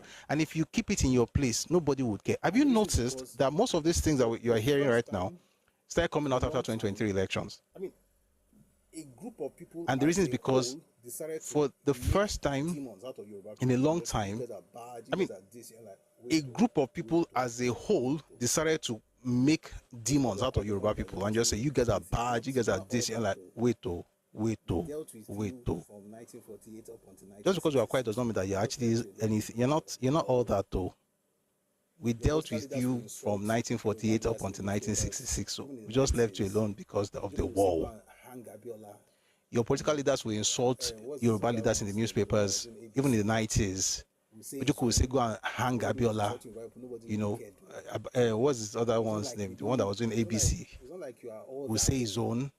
Everybody was insulting Yoruba people. Nobody really cared though. But it's not like we don't. It's not like you are all that though. We'll be able to now, set things right. So I'm glad that 2023 happened because we'll be able to now, set things right. And like I always say, do it as respectfully as possible. But these things have to be said. You are not all that. Zeke says this again. This is 1949 in Aba. Zeke says they have not come here today in order to catalog. Zeke says this again. This is 1949 in Aba. Zeke says they have not come here today in order to catalog disabilities which the Igbo suffer in spite of our potential wealth. Let's I've read that already. Let's go second. Okay. We have been taxed without representation, and our contributions in taxes have been used to develop social amenities to justify them. It's a lie. We have been taxed without representation, and our contributions in taxes have been used to develop other areas. It's also a lie. Because you are asking for more than what you are even able to contribute. But guess what? It's okay. In other words, the government is having to subsidize that because you are asking for more than what you are even able to contribute. But guess what? It's okay. We are all brothers in Christ, Abi. So if we are brothers in Christ, one of the things that brotherhood demands is gratitude. You have done nothing for me. I don't even have to do anything. It's just like the £20. It's gratitude. Be grateful. Don't go around saying you have done nothing for me. I don't even have to do anything for you. Brotherhood is not based on what I have done for you. What have you done for me? And guess what? I'm not even asking you to do anything for me. Just appreciate what has been done. Out of proportion to the it says we have been taxed by representation and contributions in taxes have been used to develop other areas as a lie. Out of proportion to the incidence of taxation in those areas. It would seem, it should seem that we are becoming a victim of economic annihilation through a gradual but studied process. What are my reasons for cataloging these disabilities and interpreting them as calculated to emasculate us and so render us impotent? Just lifted this one from Declaration of Independence of America. Anyway, the point is, then it goes on to talk about different things happening in different places. I just want to stop here for now. We're going to have a session, and I promise there are other materials I'm going to bring out just to explain to you that in church is like the creed, as it was in the beginning, so it is now, and never more shall be. But to allow the course, don't benisi, benusi mari, titaya ni pekun. Láíláí àti láíláí àmín. Ọlọ́run gbọ́ Olódùmarè gbọ́ ẹlẹ́dàá àwọn gbogbo ayé mo gba Jésù Kristi gbọ́ ọmọ rẹ̀ kan ṣoṣo Olúwa wa. Ẹni tí a fẹ́ mọ́ lóyún ẹni tí a bínú Màríà àwọn díà. As you are reading your creed, that's exactly what you see in Nigerian politics. As it was, so it is, so it shall be until you come up with the Newton law of motion. You have to come up with something else and stop that thing in its tracks and say, not here. So all this, we are victim of everybody. It did not start today. I just read you. I'm going to read the full speech when we have the session, one of these days. Whatever you hear in 2025 started in the 1940s. And if you go back long enough, it actually started in the 1930s. And how do I know? If you go back and look for excerpts of West African pilots starting in 1937, you will be shocked at what you will see. And if you're an Igbo person, sincerely, I wish you could understand these things and actually just break free from this stuff. Like, be a Nigerian, be an Igbo person, be a human being, just be you. You're not second class to anybody. You are not worse than anybody, but you're not better than anybody. You're just you. It shows that there's something fundamentally wrong. I mean, as a Yoruba man, to compare myself to an Igbo person is actually infradig. My prosperity is. It shows that there's something fundamentally wrong with me as a human being. If I think that my growth or my prosperity is predicated upon whatever I get from the comparison I have with an Igbo person, that's stupid. You are you. Once your glory or your progress is dependent on competition, especially when you are competing with somebody who doesn't even care about your existence, you're actually far behind. But I hope that more, Igbos will understand these things. And why am I saying this? Sincerely, it's because of the next generation. We can't raise children with this kind of mindset, which takes me back to the video of the girl just angry. That girl is in her 20s. She's literally a girl in her 20s with the vim, anger, passion, and all the lines that she could muster. She was talking nonsense, but guess what? She's literally following a tradition. That one will also give birth to children one day. I saw something today. I will share it tomorrow. I'll share it tomorrow. Where children are indoctrinated to hate themselves because their mothers are Igbo, or to look down on the Yoruba experience because they want to assert. All of these things we'll talk about tomorrow. But I'm just saying that let's do better. Mmanụ, which brings us back to the topic of today. Mmanụ is a slur, but it doesn't mean anything. In Yoruba land, when you eat without oil, so you use a lot of oil. The reason you cannot afford it is because you have to choose between making money off of it or eating it. And when you sell it, Igbos had palm oil. I'm not saying they didn't have oil, but they had to choose. Do we sell or eat? They chose to sell. And even when they sell, when they export it, they made about 34 to 36% of the agricultural revenue of the old Eastern region. They were 76% of the population, but their contribution as far as agriculture was concerned was about 36%. It wasn't even up to 40%. Most of the food that you had in the old Eastern region came from Akwa Ibom and Cross River states of today, which is the reason for Biafra not just being Igbo land. They needed those places for two reasons. For land, in terms of agriculture, for land, for real estate. That's why they needed those places. For River State, they needed it for land, for real estate, for oil, and for access to the sea. Biafra was not a project of magnanimity, and it wasn't because they loved anybody. It was because of the highest form of greed. Or maybe it's the lowest, depending on how you see it. So most of the food came from Ogoja, came from Calabar, came from what you call Akwa Ibom today. And even today, 2026, I don't know if you've been to Obudu before. Please, let's travel. I don't know what happened to our stuff. And this man tried in his time. What's his name? This former governor of Cross River State, Donald Duke.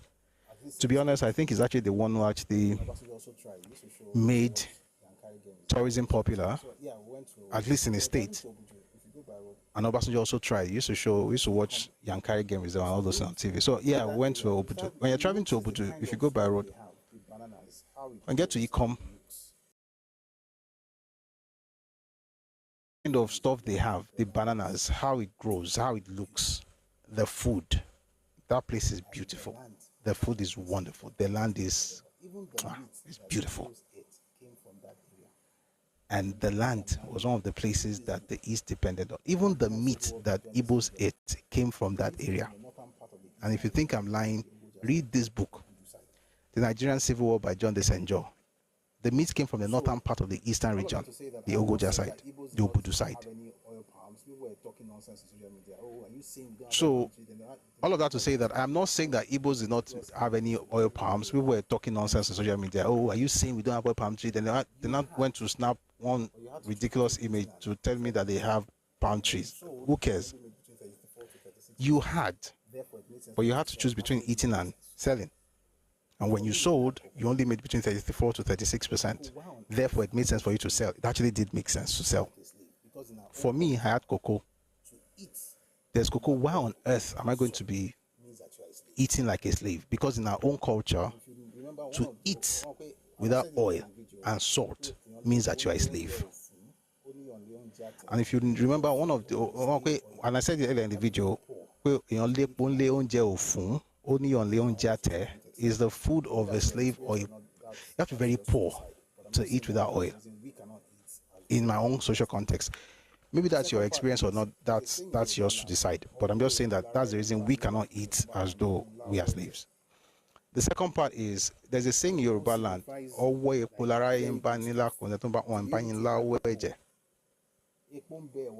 Epo signifies like very good stuff.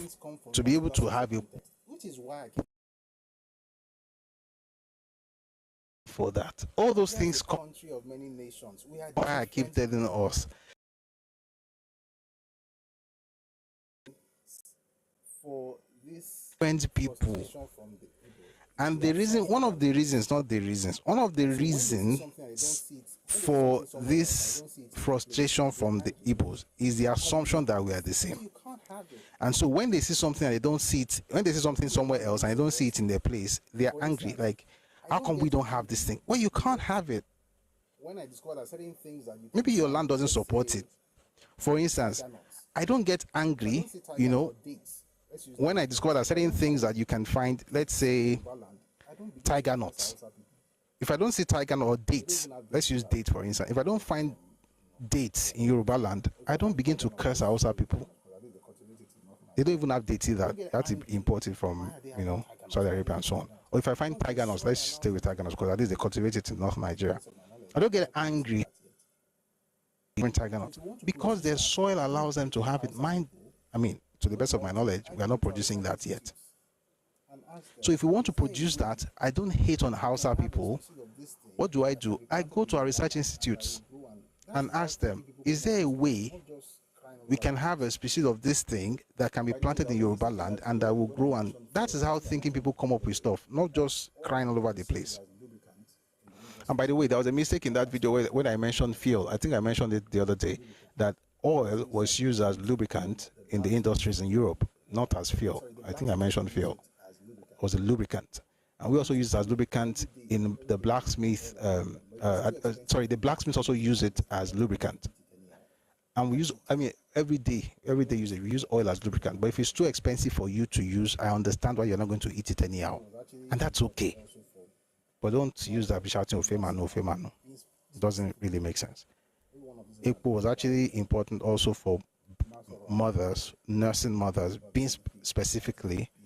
Maybe one of these when I'm talking about Timansoro and Ibeji. We'll talk about the scientific bit of beans and why and how beans used to help with the production of breast milk. But lastly, before we go, there's something that my mentor sent to me after watching that video. Said Epo ni iroju obe. Epo ni iroju obe. Epo is, when you look at the so we are not slaves and we're not poor. And even if you're poor, the way to know it is not for you to be eating without oil. So may God bless every part of. Thank you very much for listening. May we have more people to actually think straight in different parts. Thank you very much for listening. I know I was with.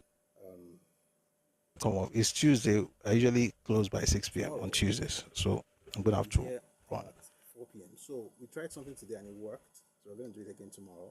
We're gonna start playing the music. We'll be here at 4 p.m. So we tried something today and it worked. So we're gonna do it again tomorrow. We're gonna start playing the music before 4. So maybe by 3:30, 3:45, thereabout. And then just a bit after 4, we'll get into the conversation. I think it's better that way. So please. Let's come early. I know a lot of people think we're always going to be playing music at 4. At 4 o'clock, we'll start connecting Facebook and YouTube and X and Twitch. So please join us tomorrow for another beautiful experience. Tomorrow, I want to talk about what's happening with Yoruba people. I mean, it's getting better, by the way. I must acknowledge that it's getting better, but it looks like a lot of people are still locked into that peer pressure, friends, and in some very interesting cases, it's actually family. You have a parent who is evil, so, and for some weird reason, it's easier and it's more socially acceptable to denigrate Yoruba people. It's amazing. We see it in comedy. We see it in comedy. We see it on social media, and we don't want people to spread that inferiority complex. We've got to do something about it. So we have that conversation tomorrow, and also to say that there's a historical part of it. It didn't just start today. It's not a Twitter thing. It's been around since the 1940s. So getting some of those conversations. Thank you very much for listening to Gist, and may God prosper everybody. If everybody is eating without oil in 2025, may God provide for you and your family. May you not live as a pauper. You know what? I'm tempted to bring up maybe one or two people, since we didn't really hear Abdurrahman earlier. So let's bring up one or two people. So but please, you're gonna keep it short because of time. Okay. All right. I'm accepting, but I'm not seeing them come up. Maybe it's even a mistake. I want to plan to was okay. All right. I'm accepting, but I'm not seeing them come up. Maybe it's even a mistake. I want to have plan to was okay. Maybe they just pressed that thing mistakenly. Anyway, give me a second, please. Most of these people, I don't think they really want to talk. Anyway, give me a second, please.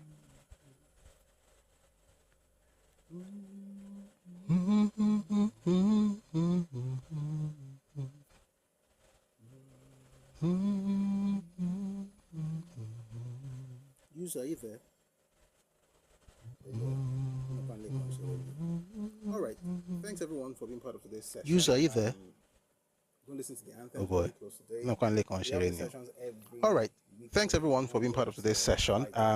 4 p.m. Go listen to the anthems before we close today. We have these sessions every weekday, Monday to Friday, 4 p.m. Ife time, West African time. So please join us tomorrow for another session. Tomorrow, I promise, I'm going to be on camera, so we'll be able to see ourselves. I'll see your faces. That's the funny thing. You only get to see me. I don't get to see you. So one of these days, we should have an event where we all see each other. Let's have. All those who are angry will not come, sharp. But if they come, there'll be security. Anyway, let's have Nigerian anthem, and then we'll have the Yoruba anthem. If you'd like to get some of the Check out to me on Telegram. My Telegram account is at Busui Oris.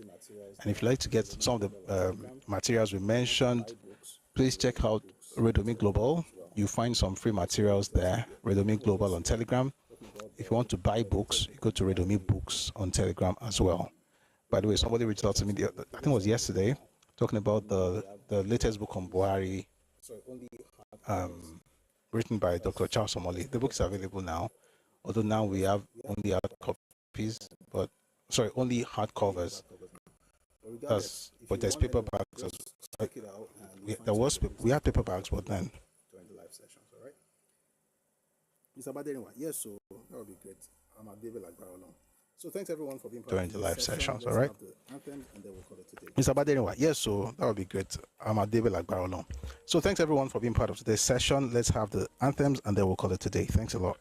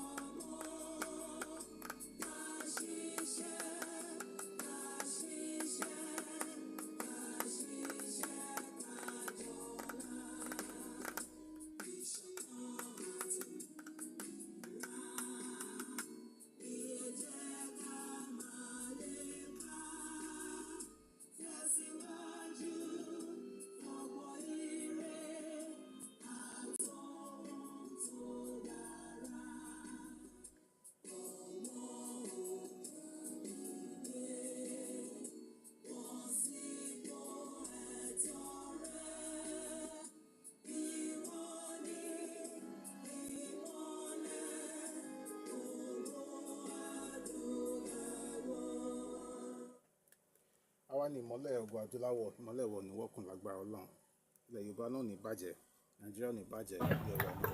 àwa ni ìmọ́lẹ̀ ogun adúláwọ̀ ìmọ́lẹ̀ wọ̀ ní wọ́kùn lágbára Ọlọ́run ilẹ̀ Yorùbá náà ní bàjẹ́ Nàìjíríà ní bàjẹ́ ilẹ̀ wa náà wọ̀. May God bless every part of Nigeria, and may we see Nigeria get better. And I pray that all of us here as well, all of us here will be part of the solution as well. Thank you very much for being here. I'll see you again tomorrow, 4 p.m. if your time, West African time. Have a great night. Odaro.